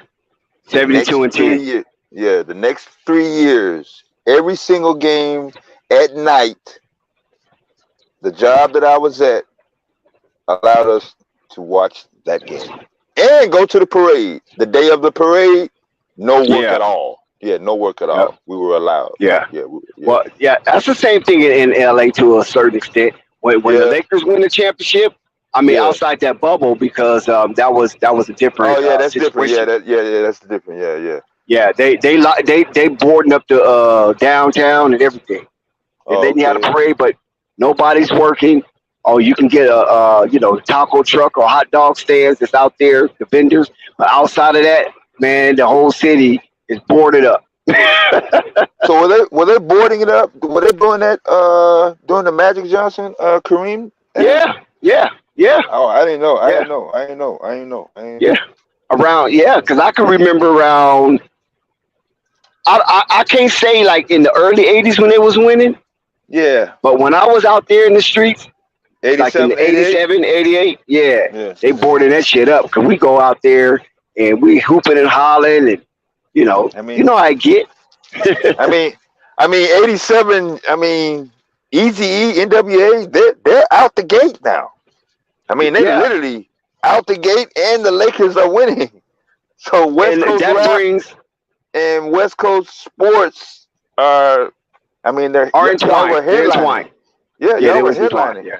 The only other news story in '87 was probably Michael Jackson Bad Album, but outside of that, it was all mostly West Coast in that era. Even bro. our hockey team was thriving with Wayne I Gretzky, know the great. the King. Yeah, the King. Those jerseys were selling. I remember Yep. that. That's my right. Friend, Yep. My friend, he didn't even like hockey at all. He was like, I hate hockey. But that motherfucker got that goddamn Gretzky jersey as soon as he went over there. I was like, you motherfucker. Because I think that was one of the times where the Los Angeles Dodgers, the Los Angeles Lakers, and the Los Angeles Kings were all champions one year. Yeah. I think that was '88. Yeah. So that was cool. Chicago tried to do that with the Blackhawks and White Sox, Blackhawks. I don't think the Bears will have another chance to get up there the way the game is played. Right. Yeah, so that was cool when you have all your three major sports franchise in championship contention in the same season. So that's where you Both get our this. baseball teams, though, I was on some extra shit. With the Cubs or the White Sox. Both of them. I think all the times that I went to Cubs and Sox games, I never paid for the ticket. It was on some. Oh, okay. One was one of them buffet suites, and the others were great seats, but they were all sponsored by jobs. Now, when I was younger, growing up in Pasadena, California, that is, every 4 years we got the Super Bowl, and man, that's got to be a goddamn gold mine, man. Fuck, you got everybody on planet Earth coming to your fucking city. Right, we already have the Rose Bowl. That's every year. Right. You know what I'm saying? And when we was in high school, we used to get job opportunities. We used to get paid like $10 an hour, right? That was a wage in high school. $10 an hour. We worked at the Rose Bowl. It was, I think, about a 14-hour shift. We get there early in the morning, and we stay until the end of the game, clean the stadium. But after a few years, I got promoted to work the parking lot. And next to the Rose Bowl is the golf course, the Rose Bowl golf course. You know what I'm saying? And they park the cars over there. So I got the VIP section. So I met a lot of athletes that came through there, some politicians, a lot of actors, actresses, because they had to come through mine. Now, check this out, Jefferson. I was able to make so much money, right? This is like 87. I think it's 87. This was the most I ever made in 87. Right? So I used to make so much money and charging the people who didn't have passes, celebrities who didn't have passes to park in the VIP section. You'd be amazed how many celebrities don't have VIP access. You know what I'm saying? So they come up to me. You know, I had to walk and talk and everything. So they come up to me, and the driver of the limousines be like, "Hey, I got Jackie Slater in the back of the seat. I got this guy, or I got this guy, or I got this girl." And so I was like, "Roll the window down." So they roll the window down. I go back, shake their hand, and like, how you doing? You know, and I'm thinking they're gonna show me the pass, you know. And it was like, yo, man, I ain't got no pass. I said, shit, you ain't got no pass. Well, I mean, we can work out something. You know what I'm saying? He said, well, what can we work out? He said, you got $75. Give me $75.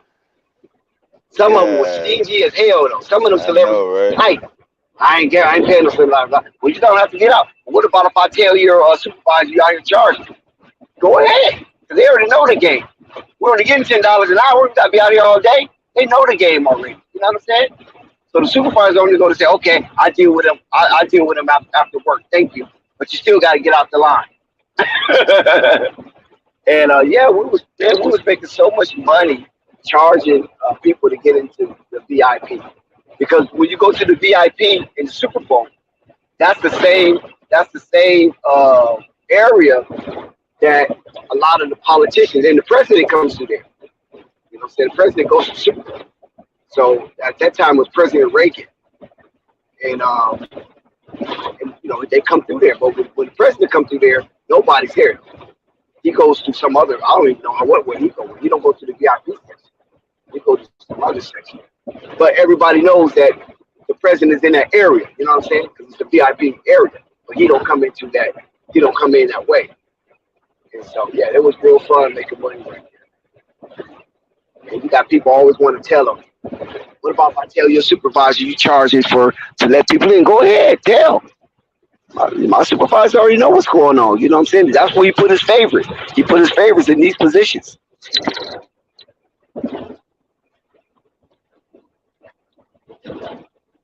What happened to Devastate?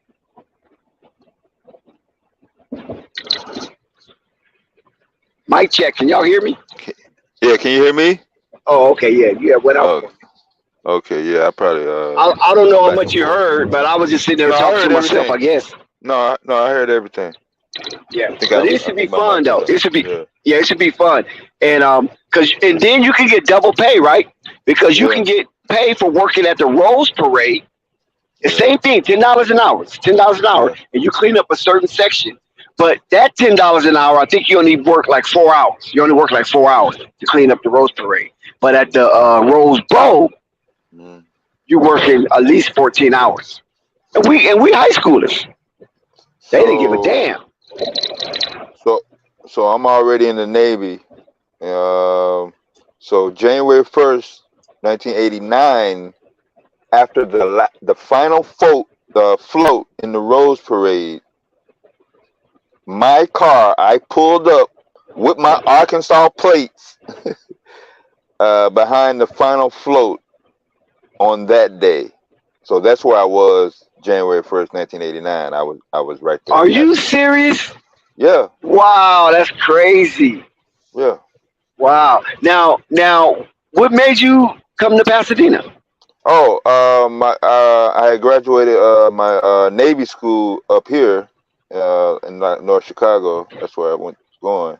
So my next school was in Valley Joe, Vallejo. So my Vallejo, that's up north.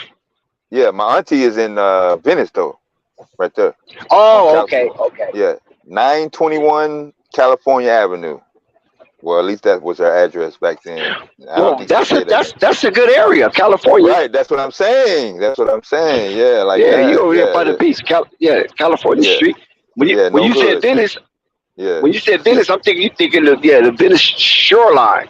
Yeah, you know that's a Crip neighborhood over there by Venice Beach. No hood. Yeah. So shit, I had like a 2 week. Man, I drove from fucking when I bought the car in Memphis. I bought the car, drove it out there, fucking set up shop.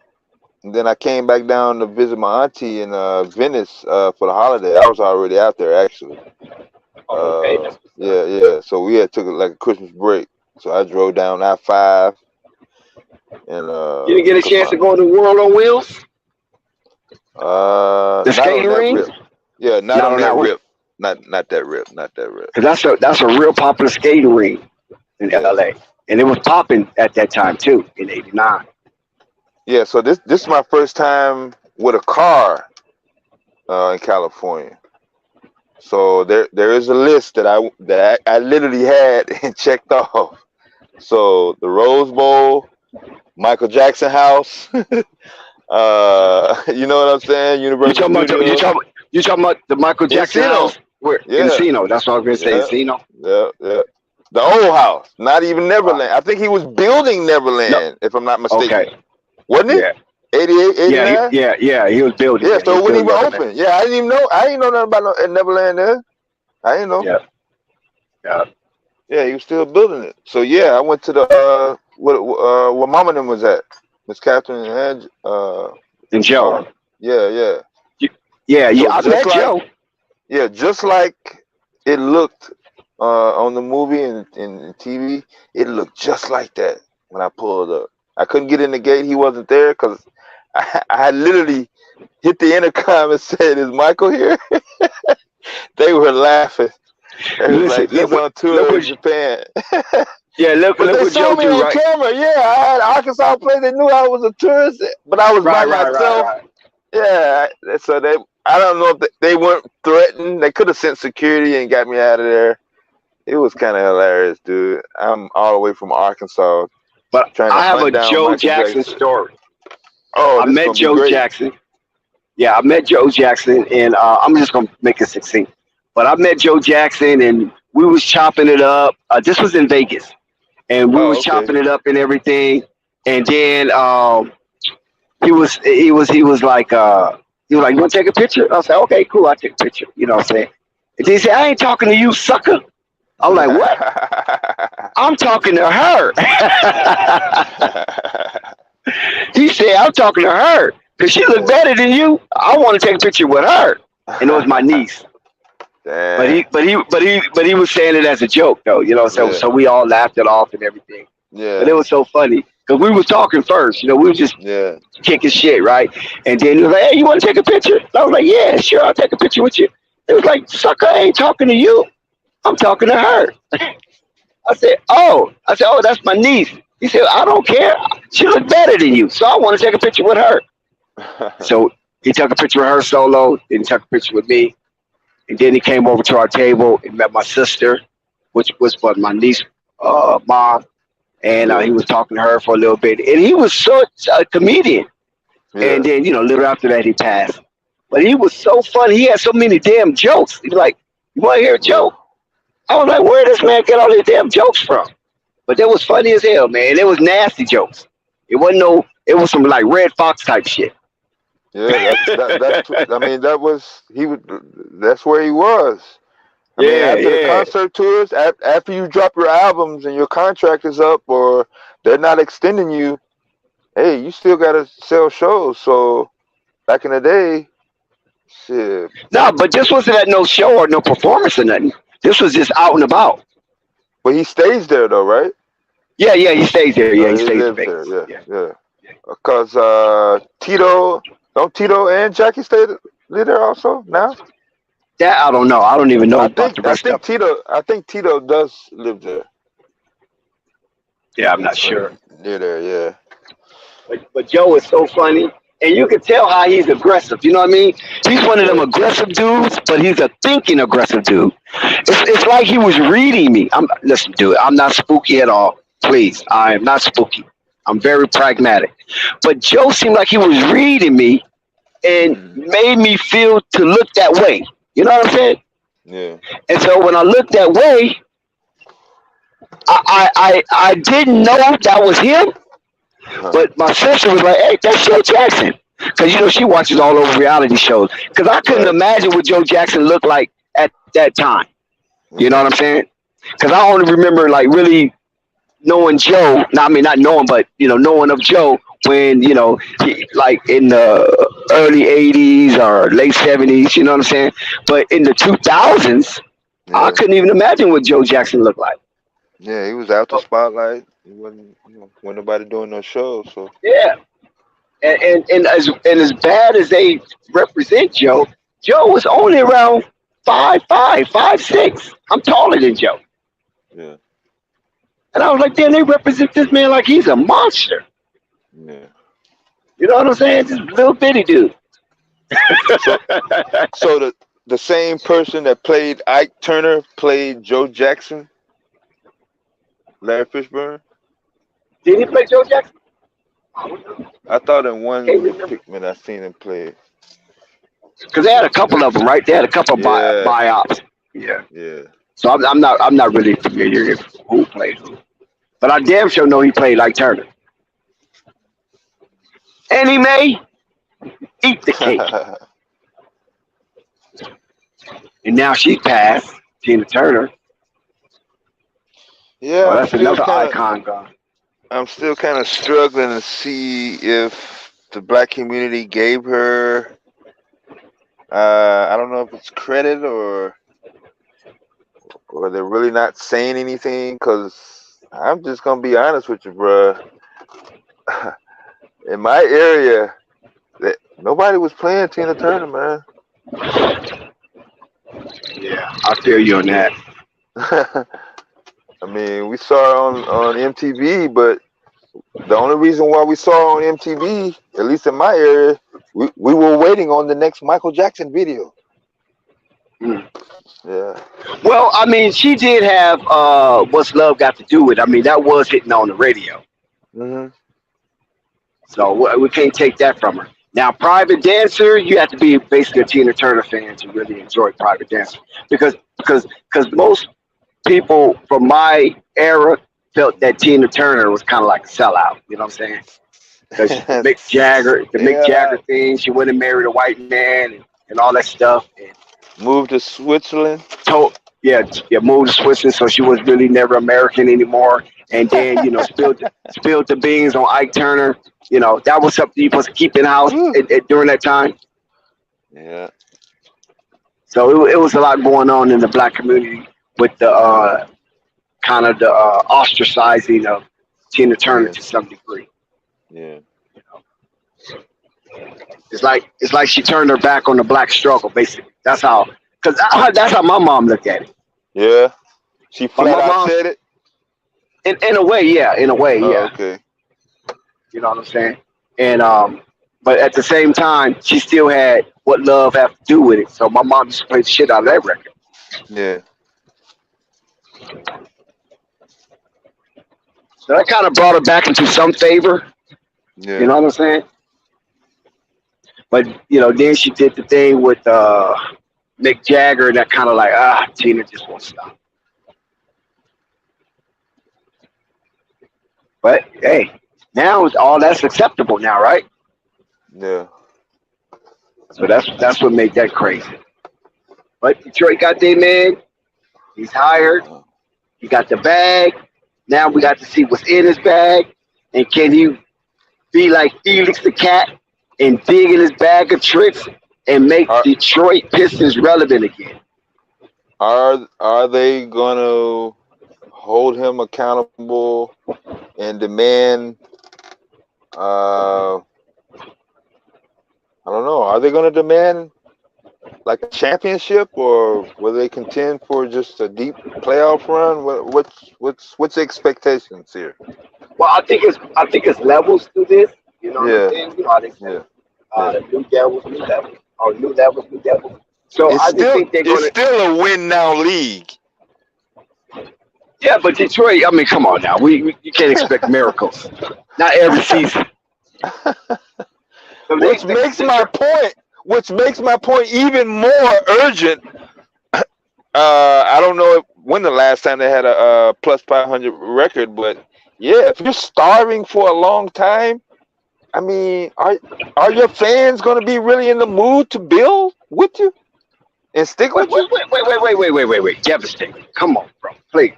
Detroit Pistons we talking here. We're not talking about no team that has been relevant and all of a sudden is trying to tank it out. No. Detroit Pistons should be proud that a coach of his magnitude, with the evidence, with the body of merit that he brings, chose their city as a destination to coach up their young players. And listen, the money speaks for itself, because you know why? I don't know if Detroit is paying a whole lot of players a whole lot of money. That's what Think I'm about that. saying. Out of all the organizations, I can see if you were a Warrior organization, you're a Laker organization. I mean, you got some weight, behind you. But I'm saying the Pistons broke out the checkbook, bro, and cut You that got to mug. start somewhere. You got to start somewhere. Why not with a coach? And a proven coach. Listen, we know Monty Williams not worldly. That he can take a dilapidated franchise who is deemed as a laughing stock of a league and turn them around and put them in a championship game, and where they have 50% chance of being NBA final champions. That's what you call a craft. See, Yeah, Monty Williams is a craftsman, an engineer. Can take nothing and make something. And he has proven he can do that. And not only put the team in the elevated status, but bring players along with that process, that's gonna be i.e. key. Devin Booker. You think he's gonna come over there? I think he can work wonders in Detroit because Detroit have gritty young players that just don't know how to win. When they Greedy. get into other people's silos, they don't have the fortitude to be able to hold on to late leads or come back from minor deficits.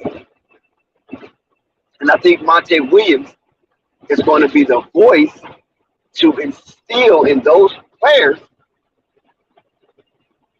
to win. And it's going to resonate. I just think he has the frequency to tap into those players. And it will resonate throughout the team. And I'm quite sure he's bringing this coaching staff, or if he don't bring some of his coaching staff from Phoenix, he's going to bring some. Maybe Doc Rivers might be a part of that coaching staff. Who knows? You know, Yeah, that'll maybe be Budenholzer might be a part of that coaching staff. Who knows? So, but I think he's a man for the job, and we definitely gonna see. And the reason why I have so much confidence in him up in Detroit with that group and that core of youngsters is because I witnessed him do it in Phoenix. That's the only reason why I have confidence. Unlike Doc Rivers always came to a team that was already augmented. stat. Yeah, You know what I'm saying? he already had personnel, or at least some impactful ones. Yeah, so Monte Williams is showing that he's a chemist. He can bring, he can concoct something with the ingredients of a team and come out with some baboosh. Yeah, So definitely. I think he's a ingenuity and alchemy as far as bringing personalities together and meshing them to the point where they could be cohesively challenging or competitive. They could be cohesively competitive. I think that Monty Williams is a good voice for the Detroit Pistons. With what they have and where they're at right now. That's why I've got the pom poms for Monty Williams in a congratulatory form. Yeah, I'm definitely all in favor of support, man. I don't want to see this turn into a situation where he's making headlines and it has nothing to do with the basketball court. Well, explain. Well, the people out there, they're going to be looking at those numbers. They're going to be like, yo, $72 million. We got $12 million a year. That's what it adds up to. Yeah, half. 72 for 6. He committed to 5 years. 2-3 years in. How deep are their playoff runs going to be? Are the teams going to be able to stay competitive? But not sure if the expectations may be the same for the organization or from a marketing fan standpoint. I'm just saying the window may not be as open as we may think. I don't see why not, because when you look at Troy Weaver, right? I think he's a great mind in basketball. I think he's a hell of a mind in basketball. But listen, when you look at Troy Weaver as an executive, and he has been under the tutelage of Sam Presti, right? That was important. I'm not in the disrespect, but that was important. And then when you look at the teams that Troy been a part of in Oklahoma City, there was some pretty good teams. Yeah, and that was a lot of and there was a lot of talent that came through that Oklahoma City team. Oklahoma City franchise. In and out. All-star after all-star. All-star, big contracts, all that. So Troy know how to navigate on the executive level.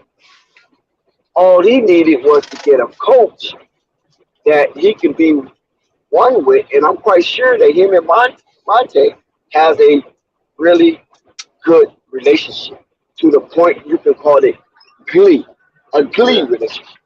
Yeah. And that's probably all he been wanting. And he seen that Monty was available. He didn't waste no time. He wasn't trying to tinker around. He wasn't trying to do no low ball, no felonious negotiation. Dude, this is what we got. Do you want it? Because there's nobody on that Detroit team that's making so much money where that can be an issue. Yeah. So we're going to give the money to the coach and make him the face of the franchise. So there is a order that's already in place when we go trying to allure free agents. And then the young crew that's there, Monty could be very impressionable to that young core. There's no veteran there he has to beef with. What veteran on the Detroit Pistons that Monty Williams coming in he might have to beef with? All right, that's it. If there's any veteran on the Detroit Pistons, right now, as we speak, is highly expendable. So that veteran ain't gonna make no wave. Ain't no all-star on Detroit Pistons. So he can come into that situation, get his scissors, cut the cloth, whichever way be, and put that cloth on the players that he chooses. So they can be cut from the Monty Williams cloth. Because there's no outstanding player that can disrupt anything by Monty Williams coming in. So who's going to be disgruntled? You think Bagley going to be disgruntled? He got 1 foot in, 1 foot out. You think James Wiseman going to be disgruntled? He got 1 foot in, 1 foot out. And everybody else is two-year players going into their third season. Yeah.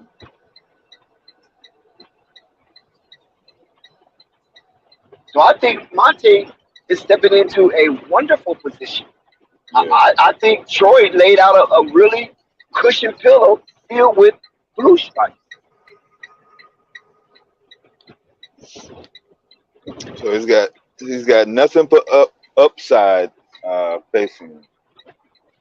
All you have to do is coach it. He did it before. You know what I'm saying? It ain't like this is a new situation for him. He's been in this situation before. Yeah. And nothing but upside in that young Phoenix team. He kept some, gave away some, brought in some, and coached up who needs to be coached up to the point where he was 50% away because they won the first 2 games against Milwaukee. All they had to do was win 2 more. So he was 50% in to being an NBA Finals champion, right? Yeah, halfway there. So I'm quite sure Detroit will take that. Yeah.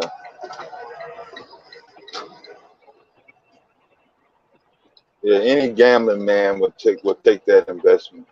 He's low risk. His risk is not as high as others, like you said. And Monty Williams, when you look at his demeanor, he looks like a very constituted man that hangs his hat on intellect. He ain't no rah-rah coach. Right. He ain't gonna try to instill fear in you to guide you or direct you. Yeah. He's gonna use intellect. He's gonna challenge your wants and your needs. And gonna allow you to put that in a separator and compartmentalize it the way it's supposed to be. Wants and needs, and not mix them, not entwine your wants and needs as a thing that must be done. No, he's not going to do that. He's going to separate that for you. He's going to help you separate that. What do you want, and what do the team need? And he's going to separate, and he's going to do his best to eradicate individualism for the Detroit Pistons. And he has a blueprint to show that he coached 2 Hall of Famers and 1 on his way. So I'm quite sure that should be enough influence to be a confluence inside that organization. Yeah. So I think he's going to be pretty successful. And Detroit definitely need that jab. Yeah. Well, we'll give him some positive vibes. You got everything in front of him laid out on a silver platter, damn near. So, barring any acts from God, unforeseeable, should be very interesting. I wonder how they're going to leverage their most recent lottery pick. Now that's something remains to be seen. Yeah. That's going to be a nice little tricky one. Yeah. What they're going to do with that fifth overall pick. Do they keep it? Do they trade it? Do they package it up with something? Who won it? Do Chicago Bulls want it? Do the Charlotte Hornets want it?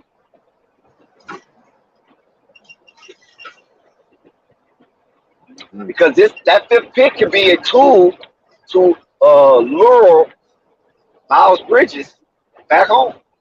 Yeah. And Miles Bridges will be playing for a really sound coach. So he could be that veteran that can be lured away based on who Charlotte drafts. Charlotte drafts who? Charlotte draft Randy.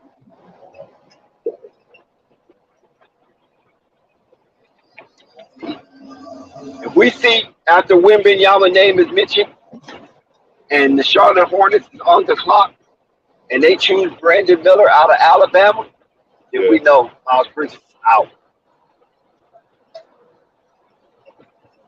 Or P.J. Washington. Don't forget they got P.J. Washington as well. So they got 2 wing players they can leverage and get that 5th pick. Right? Yeah. Or because Detroit, let's who Detroit going to draft? They already, I mean, you know what I'm saying? They're going to draft one of the twins. Who they going to draft? They need that 5th pick.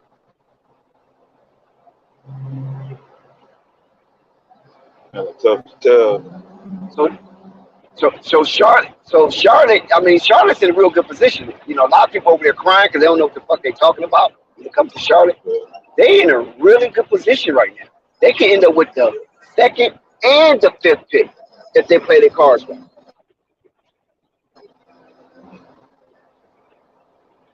You know what I'm saying?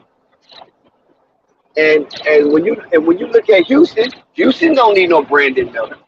And when you look at Portland don't need no Brandon Miller. You know, they don't need him. That's why they're trying to shop their pick. So Charlotte can trade some of the Miles Bridges or the PJ Washington, someone that is pretty consistent and not too old, not too young, but in that middle range. I call it a baby vet. And Miles will be a prime candidate because he's from Michigan. So he could play for his statehood team. And, you know, Flynn is just right up the way. Or they can get PJ Washington. They can have both. And then that gives Detroit some flexibility with their wings. If they want to deal with Bagley, they want to deal with what's his name, Wiseman, because they already got, you know, they got Cade, they got Duran, they got Ivy, so they have a core that they want to build around, and they can add either Miles or PJ Washington, depending on, you know, what format they want from that wing, and trade that 5th pick to the Charlotte Hornets. They can even get Terry Rozier. And Charlotte can have the 2nd pick. They will pick Scoop. And then they can have the 5th pick. They will pick Brandon Miller or one of the twins. Charlotte is in a real good position. If they play their cards right. You know what I'm saying? Yeah. It's based on them playing their cards right. And then Detroit can win, and Charlotte can win. It'll be a win-win situation for both franchises, for both organizations, if they choose to deal with each other based on Charlotte needs and Detroit needs. You heard it first here at Flight Sports TV. So don't you guys go run and taking that shit somewhere else.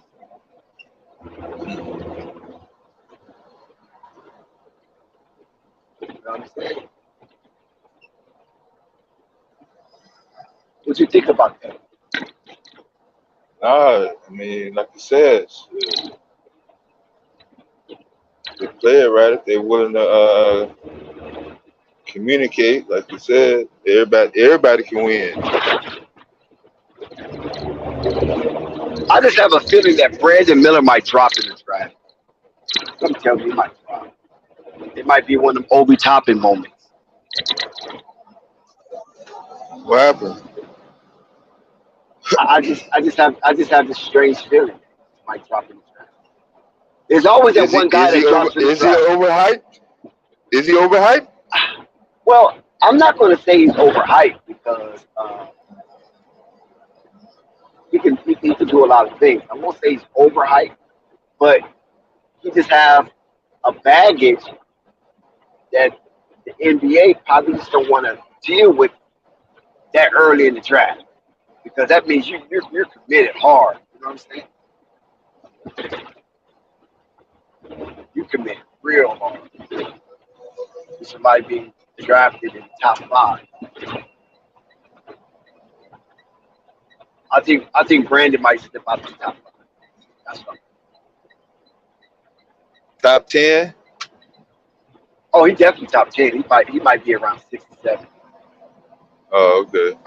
I just think it's one of them Obi Toppin moments.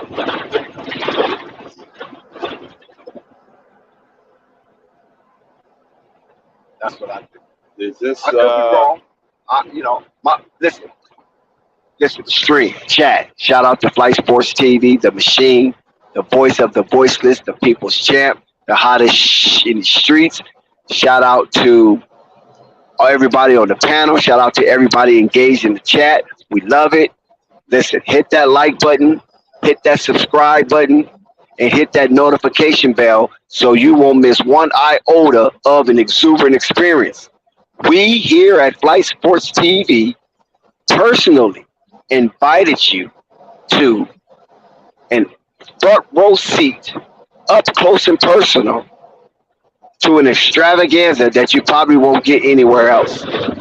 So please hit that subscribe button and make sure you hit that notification bell so when Flight goes up and drop his videos and put that information out, because you know he got a vault of terabytes down there in his catalog that you can go down and view, check out, and maybe you see something that you really like and you can, leave a comment on it.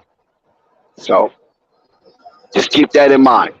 You've been invited to a front row seat to witness an extravaganza of a consortium of content creators here at Flight Sports TV. And I can tell you this, I can guarantee you, I'll put my word on it, that Flight Sports TV is a true and trustworthy mechanism.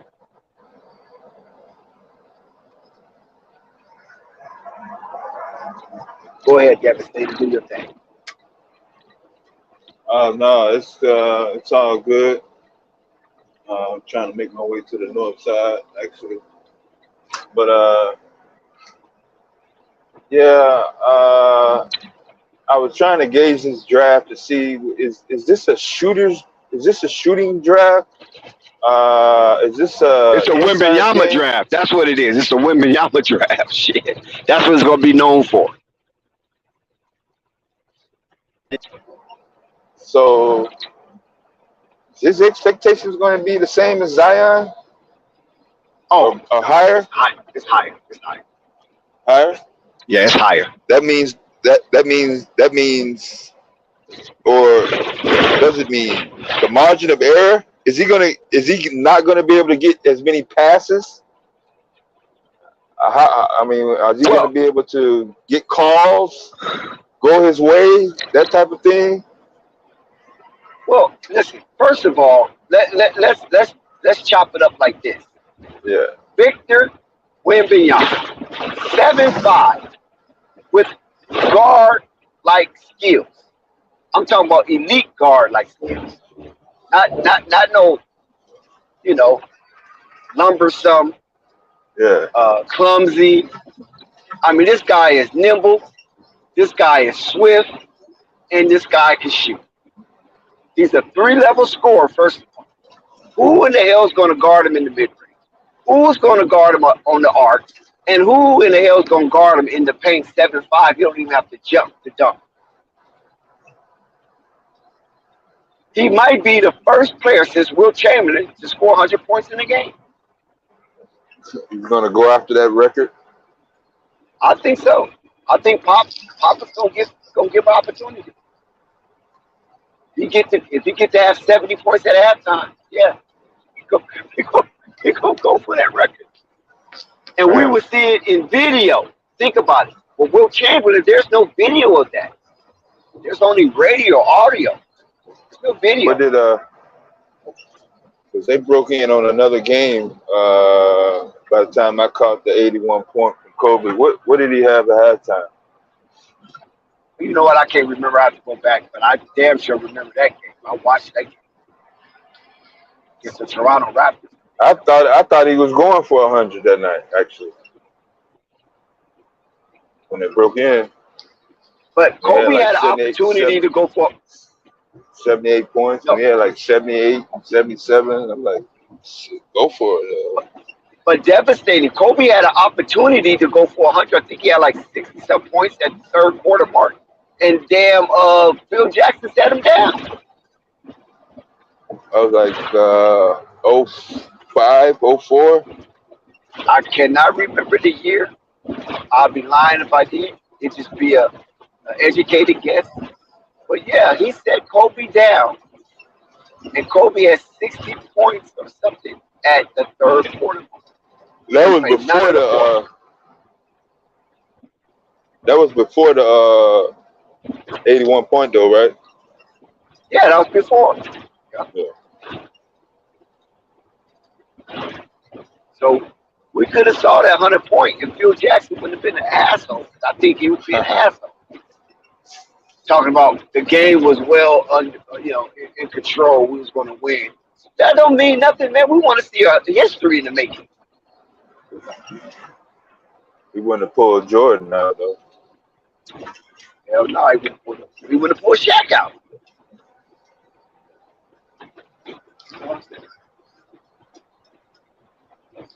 Yeah, that was crushing. We just knew Kobe was going to get 100.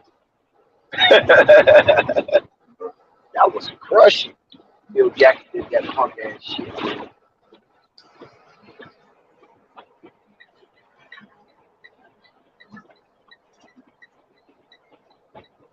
You're not supposed to do that as a coach. Whether you win it or lose it, you're not supposed to do that. You're supposed to let that player try to reach that mark, try to get it. When you see him miss a couple of shots in a row, okay, all right, he's done. He's tired. But if he's moving and grooving, nah, man, you don't pull him out like that. I don't care what the score is. The fans trying to get you. And Phil was exfoliated for that. Because we knew that was some punk shit. They talk bad about Phil for pulling Kobe out. Talking about, well, we got more games to play.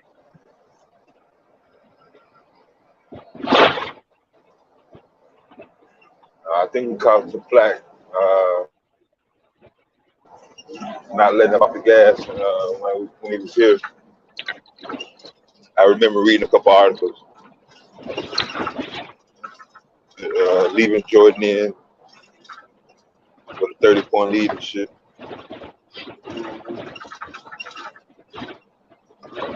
But he didn't do it that often though.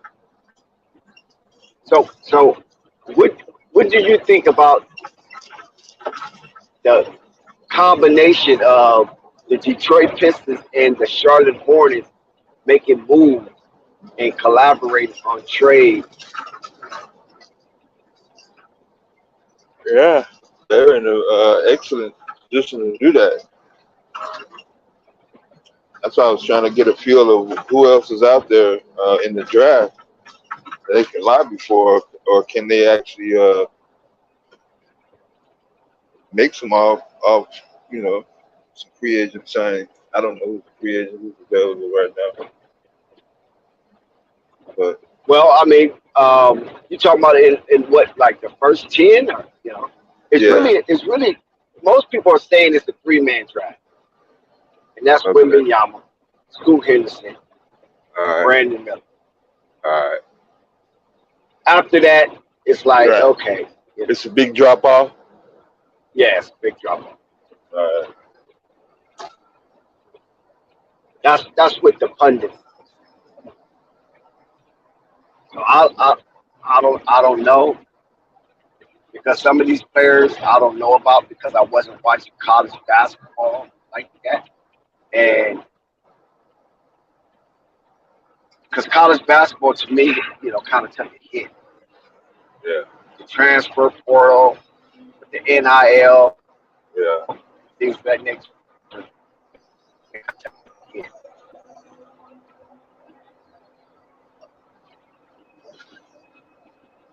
I'm kind of not into really college basketball like that anymore, but I'm definitely into college basketball when it comes to conference championship and March Madness. Yeah. It seemed to be a little more exciting. Because UCLA is my basketball team, and it was very difficult for me to watch UCLA. And they had an early exit of a disappointing tournament performance. Because most people thought UCLA would get to the dance. Whether win or lose, they thought they would at least get to the Final Four. And so that was a disappointment for UCLA.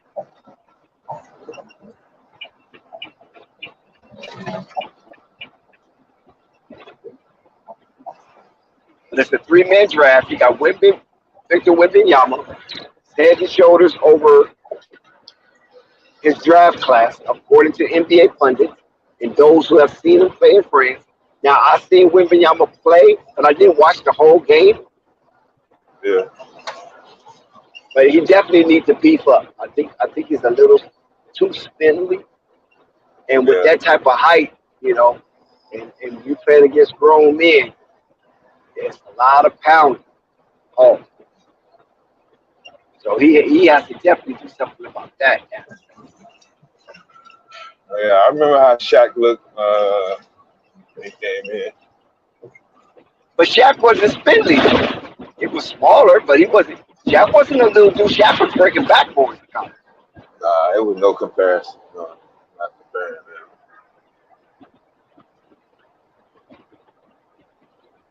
man. Victor Wembanyama looks like he needs some beans, a carnivorous diet. You know what I'm saying?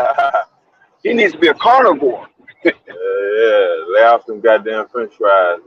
Yeah. He need to put some mashed potatoes in his back pocket. Yeah.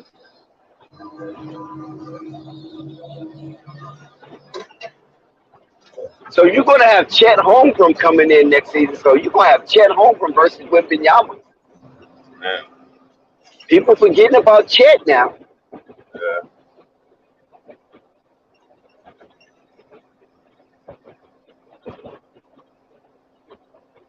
So that's gonna be a pretty good matchup. Yeah. Chet and Wembanyama. You know what I'm saying? Could that be the next rivalry?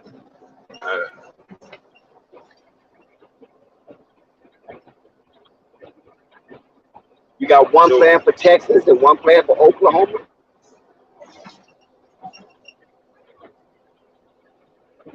So what are the Hornets setting themselves up for with this lottery situation? Disappointment if they don't pick the right guy. They're not gonna. You don't see them leveraging and trading it off or something. Oh no, I don't see that. No, the Hornets need a dab in the arm, and I just think Scoot Henderson is that dab they need. I think LaMelo Ball needed a real serious running partner, and by him being young, by Scoot Henderson being young, coming in under the auspice of LaMelo Ball or being the general on the floor, LaMelo Ball and Scoot Henderson could be interchangeable. Because even prior to LaMelo coming into the league, he had an interview with Slam Magazine, and his manager, Jermaine Jackson, was trying to tout that LaMelo was the past first point guard. And LaMelo disrupted that interview by interjecting, Nah, JJ,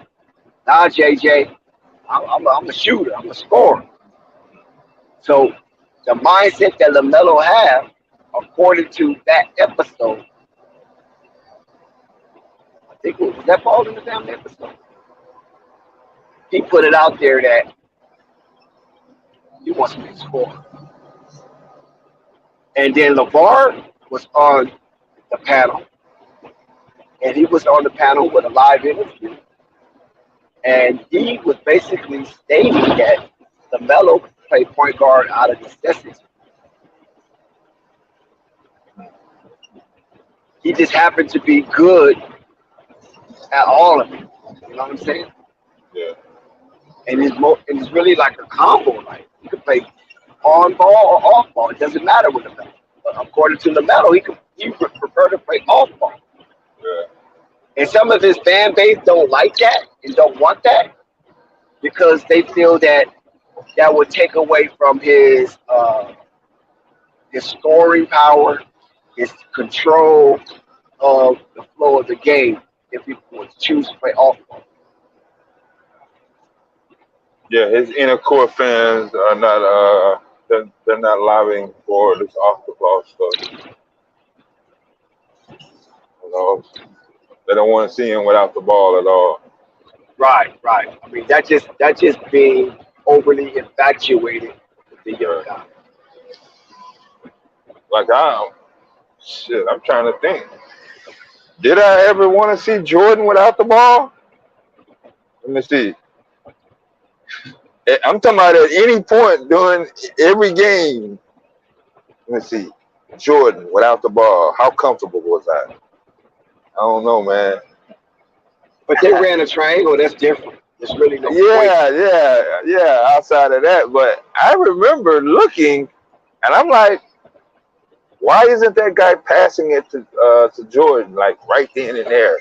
I would be screaming at the TV and shit. Yeah, but I think that would be a wonderful eye candy for Melo and Scoop to run that backcourt. And the Charlotte Hornets have a log jam at the guard slot, even at the wing. Yeah. I mean, look, Charlotte is badly constructed. So it would behoove the Charlotte Hornets and the Detroit Pistons to get into the war room or the situation room, however you want to call it. If you a tree hugger, I won't say war, I say situation.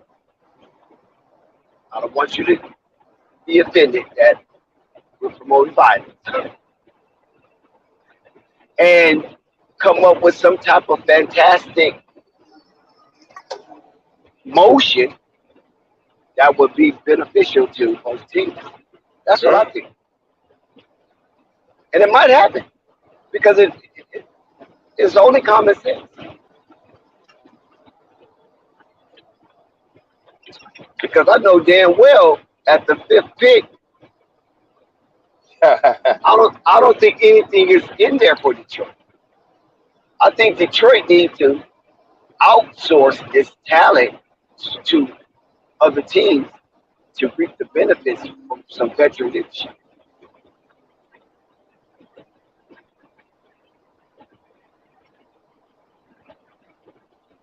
They need to go around. Does Monty Williams go out and get a locker room veteran though? Oh, he's going to do that. Yeah. He's definitely going to do that. I don't think Monty Williams is worried about looking at that damn 5th pick. I think him and Troy have sat down and conversed about the locker room presence. Bring somebody in here that is going to keep these boys'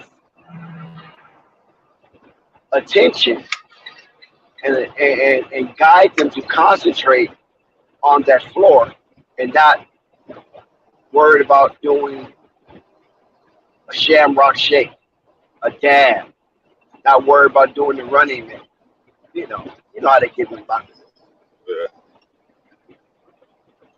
Doing the giddy. They're doing the giddy. They get their head whipped by 15 and they're doing the giddy at halftime. They listen to that. Yeah. Telling the coach, ask the coach, do we want to dance?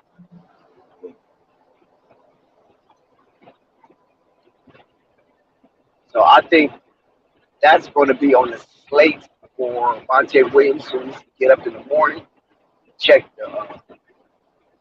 the chart, see what veteran will fit best in his locker room. So they're going to be making some phone calls, trying to get that situation situated. So that said veteran, does he already need to have a ring, or is he anticipating more motivation or production if the veteran does not already have a ring already? Well, I mean, I can't say about the ring thing, but yeah, whatever veteran come in, he's going to be influenced and hopefully be confluenced to that locker room. I'm just kind of putting this up against the Chris Paul veteran situation. which on paper should have worked out, but I'm not sure there was something else at play. Because I did see him on the injured list more than what I'd like to. Same with the Clippers. When he was with the Clippers.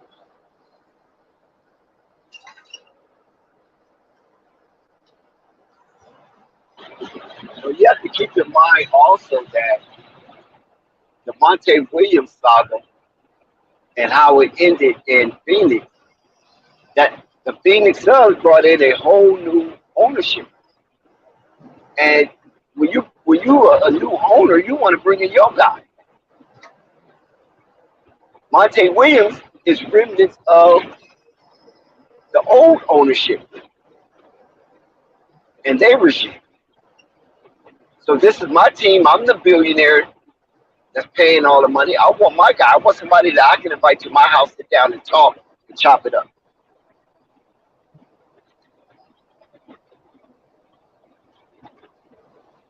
And you can't be mad at it.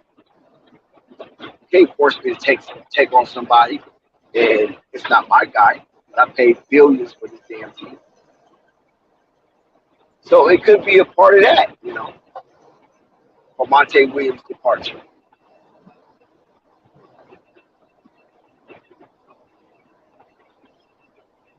But I think he's in the right places in Motor City. And I think the funk up there in Detroit that got themselves headed in the right direction as far as resuscitating a dead franchise.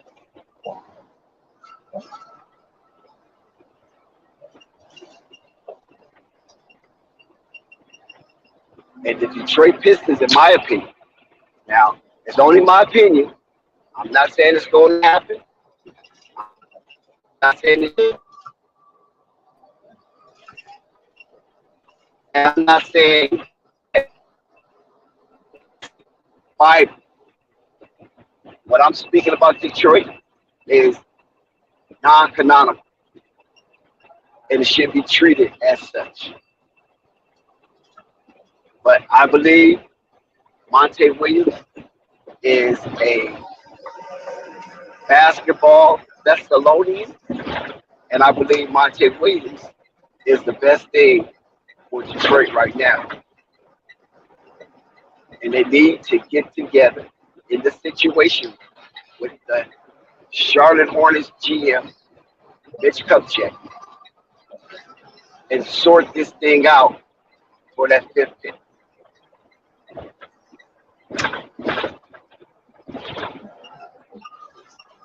That's what I think.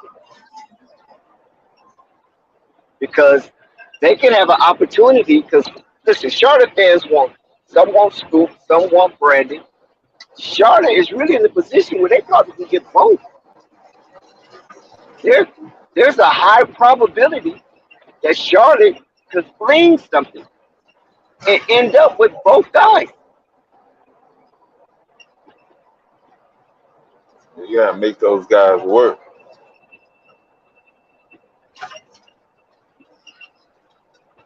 Because Charlotte has assets. Believe it or not, even though they stuck up the joint, the Charlotte Hornets have assets that they can get off. For either one of them? Pistons. Yeah, because Detroit Pistons need leadership. Detroit Pistons, besides Monty, Detroit Pistons need a voice in the locker room that would be an extension of Coach Monty. That's how this works. That's how the pecking order works. You got the coach, and then you have some player within and on that roster is the coach. Coach is an extension of the coach, whether in vocalism or physicality. Someone got to vocalize the coach's Steve. Someone has to be a physical representation of the coach's scheme on that parquet floor. So Charlotte is a possibility. They might have a few of those now. The Terry Roziers, Kelly Oubre, Miles Bridges, PJ Washington. We already know Gordon Hayward ain't one. But who? Detroit might take a Gordon Hayward. Who knows? Detroit is shelling out money, so they're for your trying veteran? to convince. You talking about for your veteran role? Yes, because they're not paying anybody right now. I mean, they're paying Bagley. I think he's the only one who really got a contract, right? Yes. I don't even think Stewart got a contract.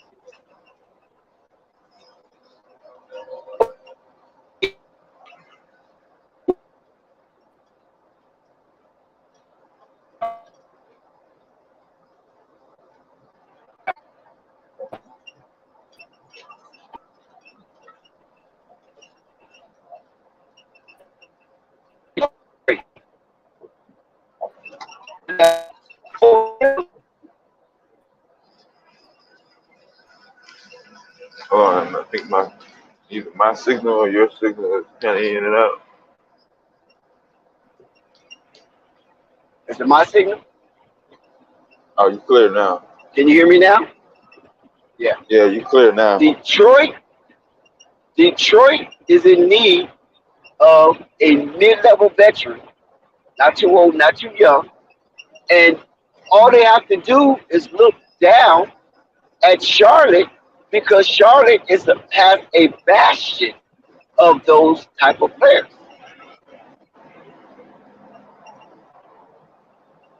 And those guys need to go into the situation room, the war room, the green room, the blue room, whatever room, the GM room, and hammer out some kind of trade scenario and close the deal.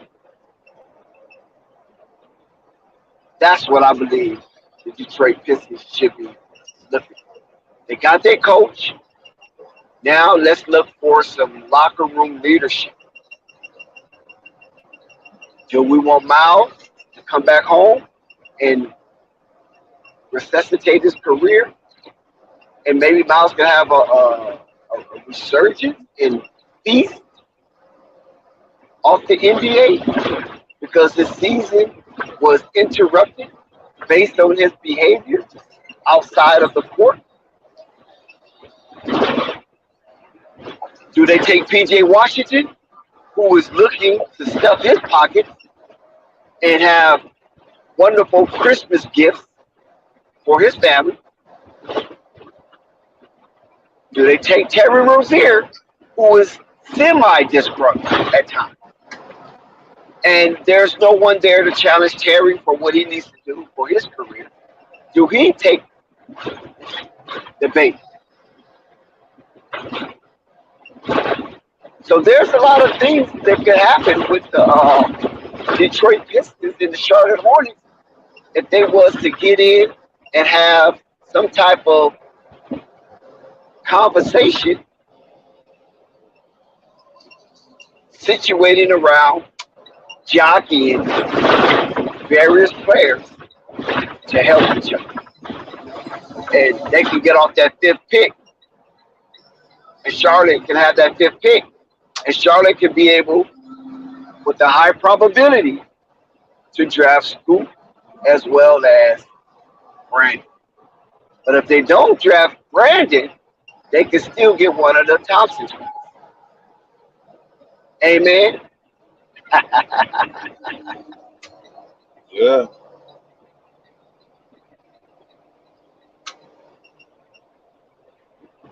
Very interesting to see how they play.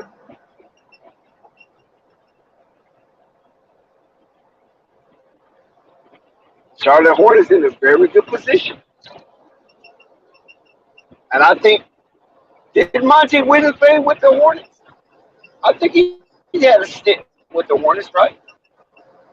Yeah, it sounds familiar. Number 10. Or was it with the Bobcats?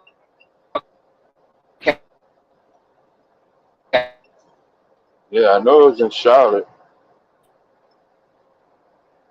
Number 10 or something like that. Some low number.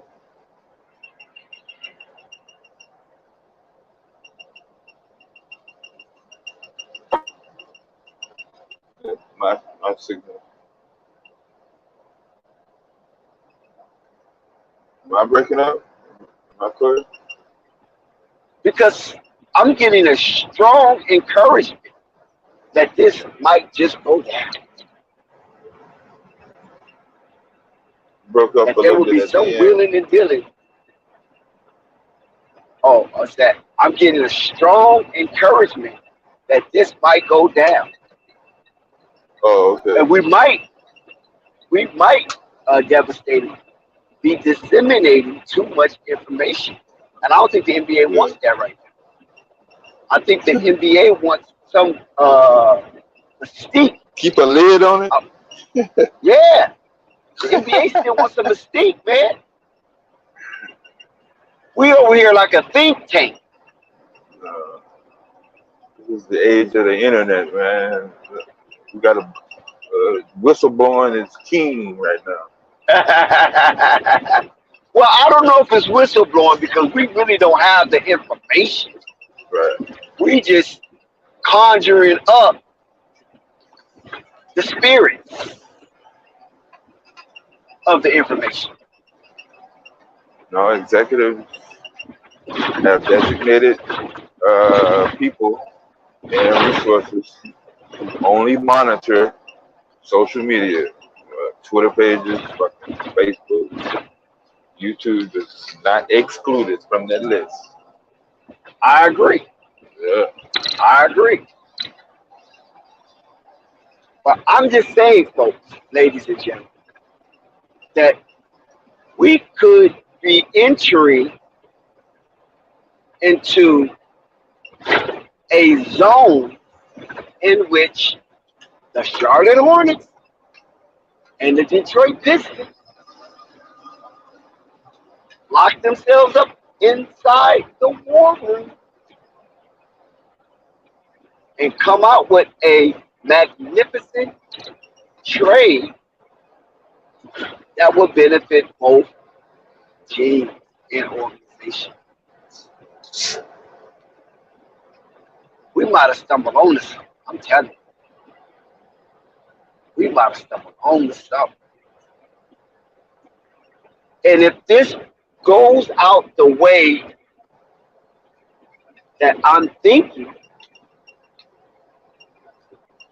there's a high probability that the Charlotte Hornets can have the second and fifth pick of the draft.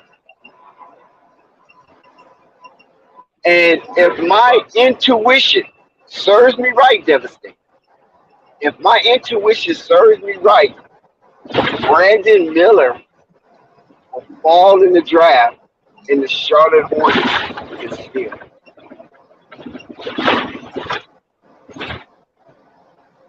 And you will have Scoot Henderson and Brandon Henderson in a Charlotte uniform to start the 2023-2024.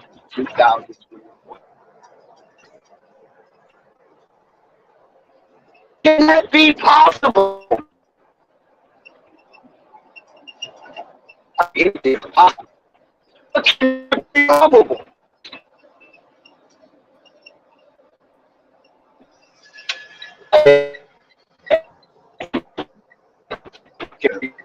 Yeah, breaking up a little bit. Oh, that might be me.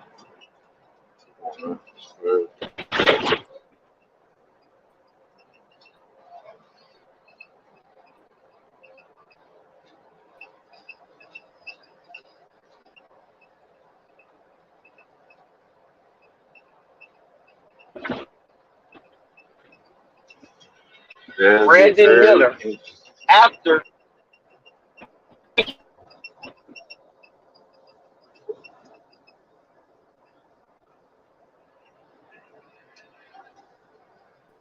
as their reserve choice. Oh You broke up. Say it again about Brandon. I was saying that it could be highly probable that the Charlotte Hornets can pick up Brandon Miller as a reserve choice after picking up Scoot Henderson as their first choice. Based on the scenario that I laid out tonight on Flight Sports TV, based on that, I'm saying it's not a far off hypothesis. And I'm getting a strong urge, intuitional, that this could go down. So are you saying the Hornets cannot afford to bypass one or either of these two players? There's no way that they can be able to present a presentable season if they just somehow not acquire neither of these players. Is that what you're saying? Well, okay, you're gonna have to be a little more specific because they do have the number 2 draft. Like if they decide to take Scoop, either trade up or do some sort of willing and dealing and deal him, or do the same with Brandon. Do they need? Here's what I'm asking: Brandon Miller, Scoop Johnson. Are these players going to be able to help, I guess, build what they're looking for in Charlotte as a staple, or are they more valuable for leverage purposes? This is something that I got right now. He's hot right now. Let me, like that. Well, first of all, they can't trade up because Victor Wembanyama is the number 1 pick, hands down. Right. So they can't trade up to get him. No trading up. Right. Yeah, that's a foregone conclusion. But I can tell you this. The Charlotte Hornets is playing with house money because they were so god-awful last season. And it was a lot of extenuating circumstances that rendered those results based on the fact of Miles Bridges' situation, the coaching carousel fiasco, and LaMelo Ball not being able to start the season. So they was playing behind the 8 ball. So that season, last season, is a forgivable season if you're a real Charlotte head because they was snake bitten. Yeah. And LaMelo got injured like 3 times. Yeah. So when you have a situation like that and you get the number 2 pick, plus you have players that are good but not great, and that can help other franchise to be better and maybe catapult them to 1 or 2 slots above in which they finish this season. I would say Charlotte Hornets is in a good steam, and they should go in and see if they can pull out that number 5 pick based on the assets that they have. Because teams need those kind of mid-level veterans and good players but not great players. I think they can work something. And as far as you said about if the Charlotte Hornets really need these players, to get them, roster, to the next level. Yeah, on their roster. Yeah. Right, on their roster to get them to the next level. The players you're talking about, correct me if I'm wrong, that's Scoop and Brandon, right? Yeah. I mean, it would be a wonderful thing if they can grab both of those players. Yeah. Because what they have now what the Charlotte Hornets have now is not much to brag about. So if you can get those two players, I thought I was watching a lot of it. I thought they were going to get that number one pick, bro. Like straight up. yeah, Flight was cheering for it too, boy. It went all the way to the I thought it was number one. But I was like, man, hell They, no, man. Number they was one. at the hilt. Yeah, It was at the hilt, right? Yeah. But we spoke about Victor going to San Antonio a while back.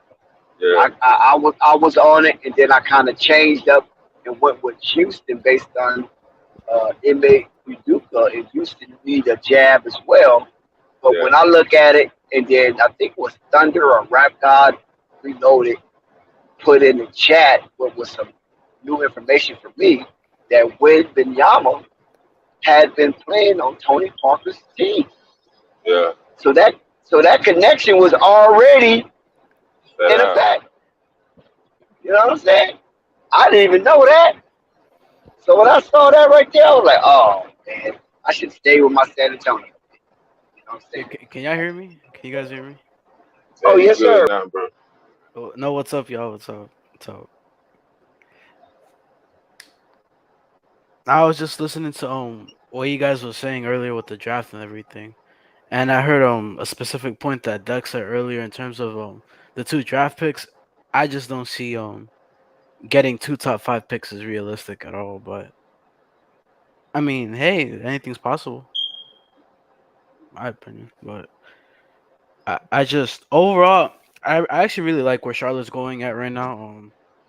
I think Scoot can complement Lamelo pretty well. If I'm being honest, I don't really see the other side of the coin where people will say that he will interfere with Lamelo.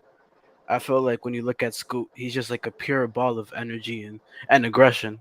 And at times Lamelo is that at times, but just watching Scoot ever since high school, because I actually kept up with Scoot pretty well, and I just knew just a couple of dribbles that he's just he's brown for greatness. If I'm being honest with you. So is the front office leaning more towards him than Brandon? I think, yeah, just because the general consensus has been Wemby and Scoot. Those have been the top two, pretty much Yeah, the whole year. yeah, I feel like the Brandon Miller hype has gone, like the hype has gotten so big to the point that people have talked about getting him number 2, but I really yeah. don't see that happening at all. If I'm being honest, I just don't. I heard Dex said earlier that he can actually fall, and I can definitely see that happening as well. Yeah, Especially with the two Thompson twins, yeah, those two guys I really like. I really like those two guys as well. What they yeah. provided, like this whole draft, like I Well, actually. explain why you like the Thompson twins. Let's hear that. Oh well, they well looking at the two Thompson twins. Well, they've they were also high school phenomenons throughout their whole careers, and they're actually been projected to be the best twins going into the league in league history. I've been looking back at the twins and the lack thereof within the league, and it's pretty much the Morris twins, and now you got the Thompson twins, and you just look at these two guys, the and they're just amazing, man. I actually got to watch a little bit of Overtime Elite with some highlights of it, and the comparison between both of them is pretty significant when you look at both of them because when you got Amen Thompson is pretty much a jump out the roof with his ability, pure athleticism, just overall just an energy bunny. Just watching him play is just it's amazing. His issue is that he's not the best shooter. He's not necessarily the best shooter, and that is actually kind of harmed his stock from being in that top 3 area as I've been Yeah. looking at it. His other brother Asar, he's actually a good playmaker. So he's actually the brother who's an all-around player and who actually can rebound. H- Yeah, he can rebound and he can play make a bit. But the problem with him is he doesn't have the athleticism that his brother has, which kind of makes him fall off the draft board a bit. Because when you look at NBA prospects, you want to get the guy that can excel in one thing, but when you got a guy that can check off the boxes and just by a little bit in other categories, you just don't have that standout that standout ability that can take you to the next level, and that's the fear that people have with Asar. And I've been looking at that recently. So even if they do jump up, don't be surprised at all because they're amazing. My only critique with both of them is that they're competition. It's just that no one watches Overtime Elite, and no Yeah, one really plays in the Overtime Elite. With all due respect to the competition over there, yeah. so I definitely like those guys like a lot. And then for the Pistons, I've also been looking at the guys that they can get, and pretty much it's Cam Whitmore. I pretty much like know the whole entire draft from like one through 30. So I actually really like this draft is like aside from being the 1B sweepstakes, is pretty much like this is the draft of the wings right here. Like if you want to hit on a wing, like this is the draft you really want to hit on A wing because draft. this is a wing draft. I'm telling you, Oh, the picks 1 through 16, pure wings. They're pure wings right there, and a couple centers too. There's not really necessarily a point guard aside from Scoot, but okay. if you want a volume shooter, there's a bunch of them here. If you want a Yeah. sharpshooter, there's a sharpshooter there. You're In which 12. So if you need a 12 to 18-foot guy to set up something, he doesn't have to nail it. Just get open. This is your draft here. yeah, pretty much if you want anything, you can pretty much get anything in this draft pretty much, and there's a Mid lot of range. guys. You Yeah, can expand your mid range if yep. you wanna. Yeah, okay. And there's actually one of those guys that I'm talking about like that has like potential to be even way bigger is Keontae George out of Baylor. That's one guy I've been looking at, and I really like his game and how he's been playing. Any relation to Paul George? Nope, no, Oh, nah. I think he's out of Cali though, so oh he's okay. a very nice prospect. He's definitely someone to look out for. Just overall is if you want to wing, this is your draft right here. Which sucks because I really wanted my team to be in this draft because this draft is pretty much projected to be the best draft since '03. Yeah, let's say '03. Really? Yeah, yeah, man. I've been scouting this draft for years, bro. There's been 2 drafts in this whole Even entire league history. 2011? I mean, Yeah, man. Yeah, Jesus Christ. there's been 2 drafts I've been scouting like the absolute most. 2016, 2015, Yeah, man. AD. Golly. Yeah, it blows 2015 and 16 out the water. Yeah, Yeah, man. I'm telling you, like it's everyone's being overshadowed because of Wemby. But if you yeah, actually look deeper into this draft, like there's a lot of talent here, bro. There's a lot of talent. yeah.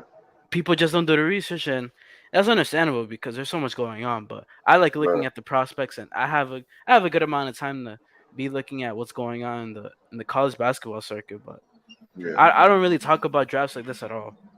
The only draft I really hyped up to this extent was the 2021 draft, and I feel like that's also living up to the type a lot. I really Yeah. like that draft a lot. Yeah, but this draft, yeah, if you get a high pick, then you got it. You're in good hands. So are we going to get our return on Zion since we're still in the red? Like you think? Wait, you saying if he's gonna return? Well, he's returned, but is he going to return to at least break even on all the investments, whether it's financial, emotional, or whatever? Uh-huh. Are we going to be at some point see the Zion that we're still waiting to see? To be honest, he's just his health, man. It's just a huge question mark at this point. Like me personally, like it's just a big question mark in regards to him. It's kind of tragic if you think about it. It is. Just because every single year is just it's a bad injury after a bad injury, and it's not even little injuries. Like these are Right. pretty big injuries happening to him every single year, Yeah. and with his body, like not to make fun of not to like make fun of him. He's a big guy. Yeah. He's a very big guy, and picking up those constant injuries over and over again, it doesn't help. It doesn't Right. help at all. I definitely fear for his career, but God willing, he gets healthy, man. Just hope so, man. Yeah, And same with Zoe, man. Oh god, I heard that report of that one guy yeah. from the Bulls. He was talking about he will never play again. I'm like, man, y'all need to stop, man. Like, and that came out of nowhere too. Like dudes Yeah, coming out of nowhere with these stories, bro. I'm like, yo, like what are these people saying, bro? Like, I yeah. don't know, man. This is the clickbait era, so you're Yeah, gonna man. have People just gotta push out what they want to be saying, bro. Like they just be saying anything, bro. Talking about how he's never gonna play again. Like his career is in jeopardy. Well, that I mean, kind of yeah, his health, but I don't think I don't think he's gonna come back next year. I hope he does, but I think it's safer if you just keep giving him more rest and see what happens from there. Because I really like him as a player. yeah. I actually wanted him when he was a free agent.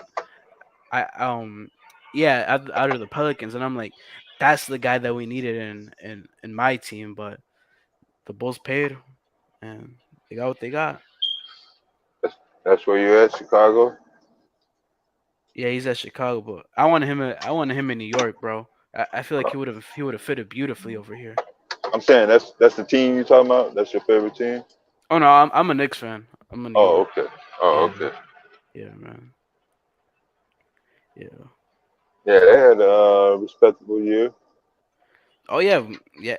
I don't know. A lot of folks was getting mad and frustrated over everything, but I felt good. I mean, going from non-playoffs to the second Yeah, round the very next year, I think that's a good yeah, jump. yeah. I mean, yeah, like watching the games, it kind of like it was frustrating a bit, but oh well, it is what it is. It's the first time going in with that core into a playoff run like that. Yeah.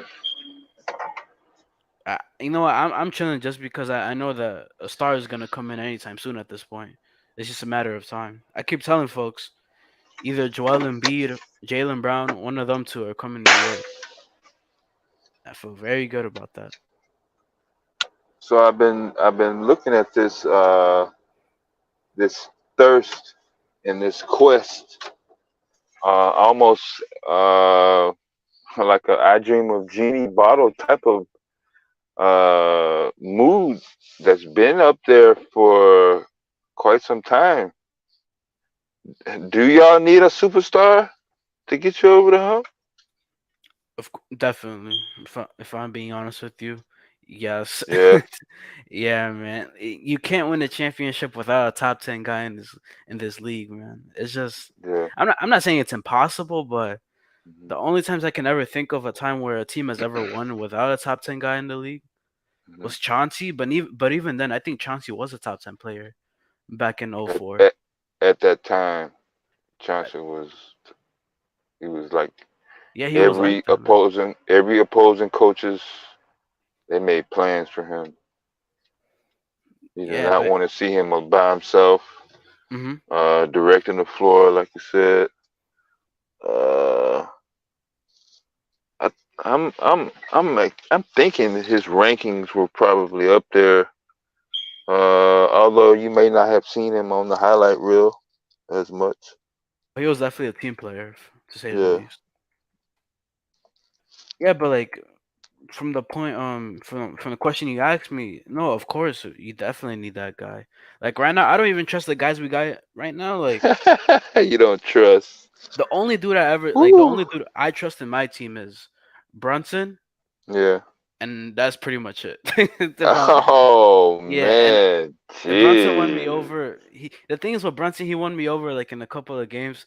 Like I knew like, and the thing is, I loved it when he came to New York because I saw him in a couple of playoff games against the Clippers, and I'm like, I want that guy on my team because his relentlessness is just you can just tell with a couple of guys with a couple of dribbles and a couple of shots like they're they're that guy. Like these guys can actually play, and it just took me one series from the Clippers game. I believe it was in 2021. It was like the first game, and I'm like, yeah, this guy's amazing, man. We waited until like the 2022 to sign him, but I'm happy we got him because that contract is a bargain as well. That's a beautiful contract we got on him.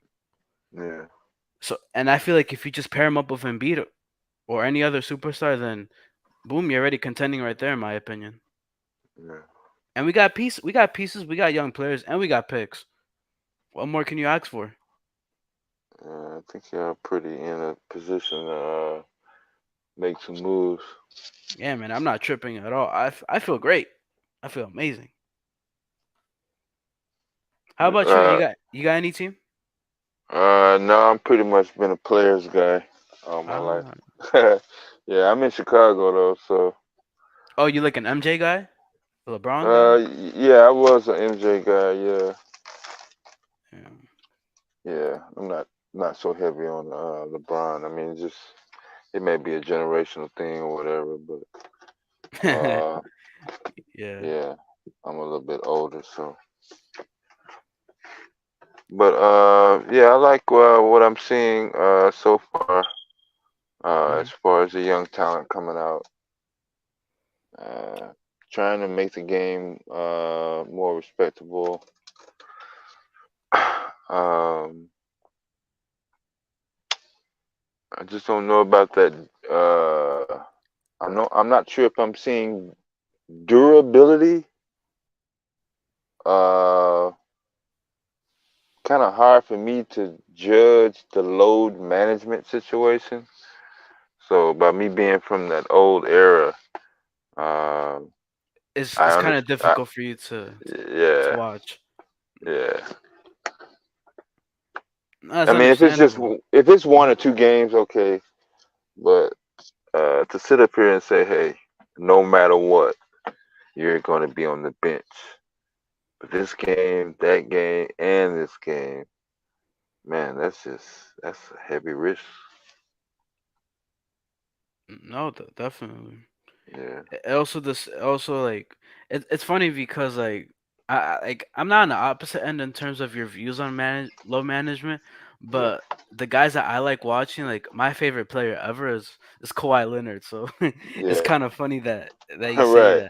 that Yeah. you say that, but yeah, even with him, I got a bit frustrated with what he's been doing with his low management. Yeah, that's what I'm saying. Even his core fans are like, "Hey, what the fuck are you doing?" I'm like, bro, like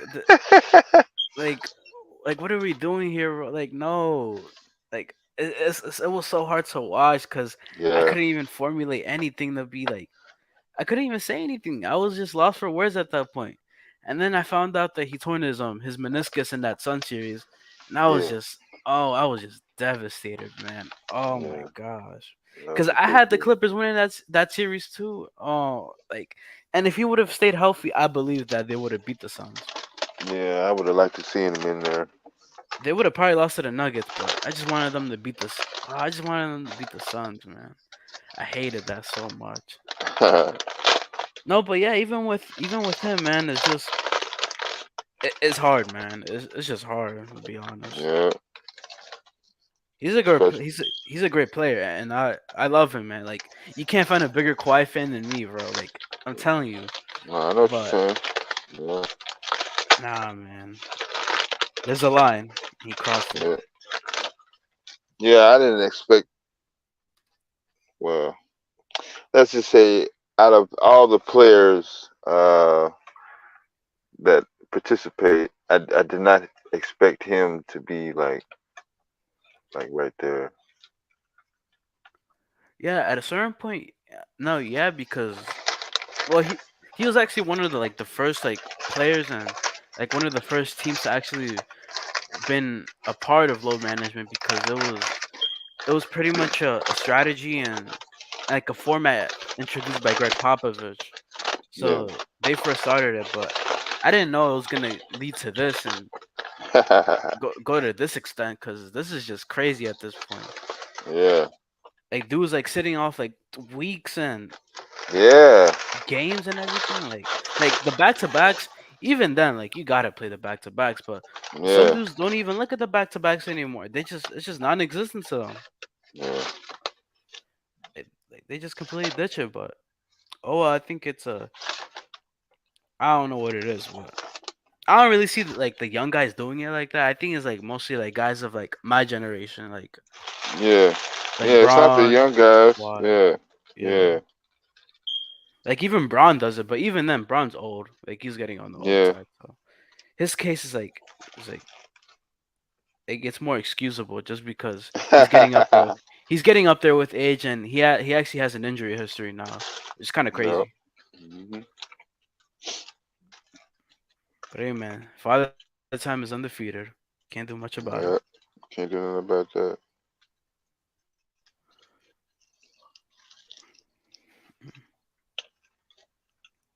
Well, I'm but think I'm about to call it a day right here, though. It was no Okay, man.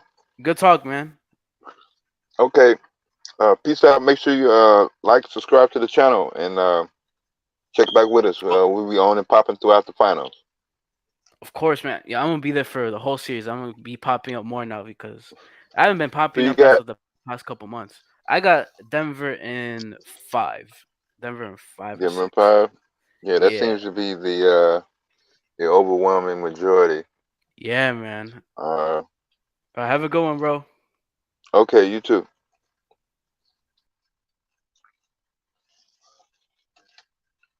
Is Dex still there?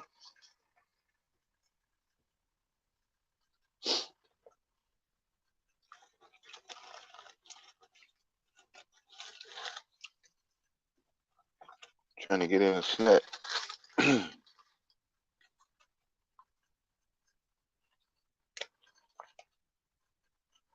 Hold on one second. I'm gonna get the chat up.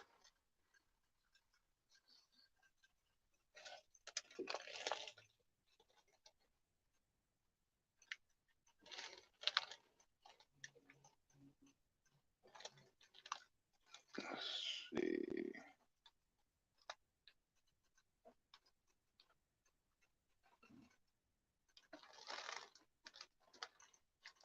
I'm trying to keep my phone from getting smudgy.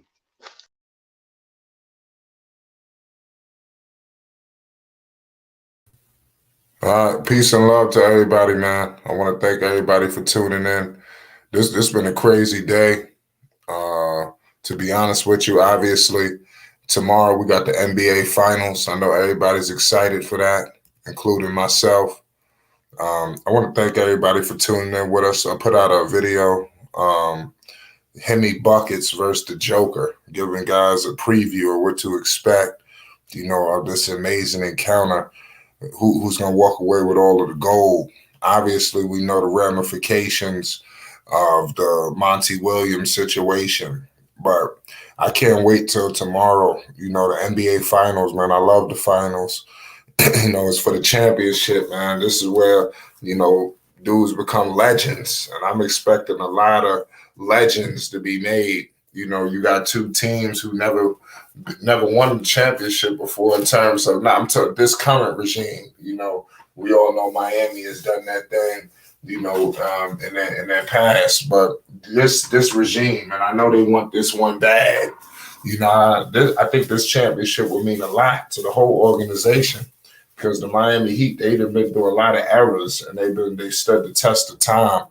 And Jimmy Butler, man, he putting these guys to shame. I just want to put a lot of people, he putting a lot of these teams who pissed on him to shame. I just want to let everybody know that.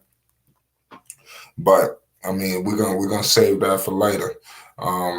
Make sure y'all tune in tomorrow, man. You already know we're gonna shut it down. That's Flight Sports TV. We got a crazy situation in terms of that game. So make sure everybody buckle up.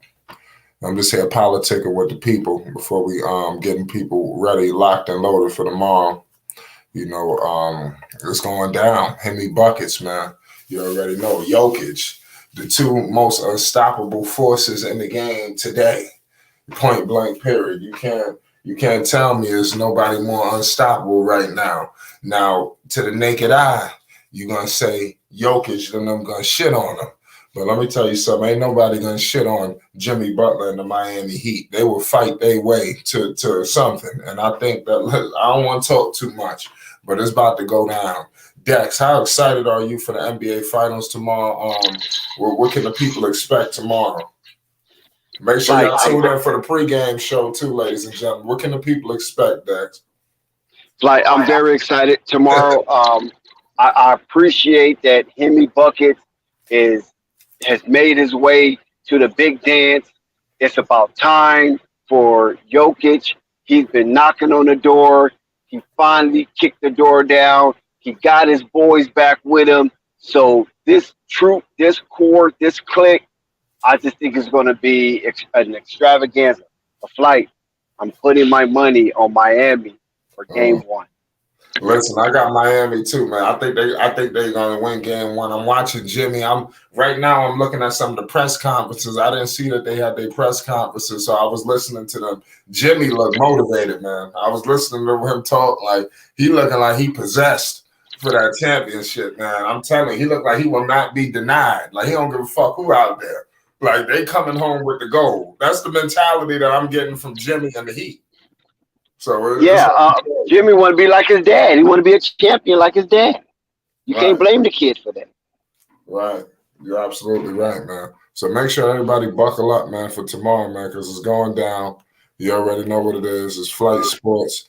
Make sure y'all hit the like button and you subscribe so you don't miss no seconds of this coverage. Listen, we getting up out of here, man. Salute to All Access. Salute to everybody in the chat. This was an unbelievable night. Breaking news. The Pistons hire Monty Williams for the chicken. You already know what it is. $72 million. It don't get no better than that. It's Flight Sports TV, man. That's my dude. I rolls with him. You heard what the man said. It's Flight Sports TV.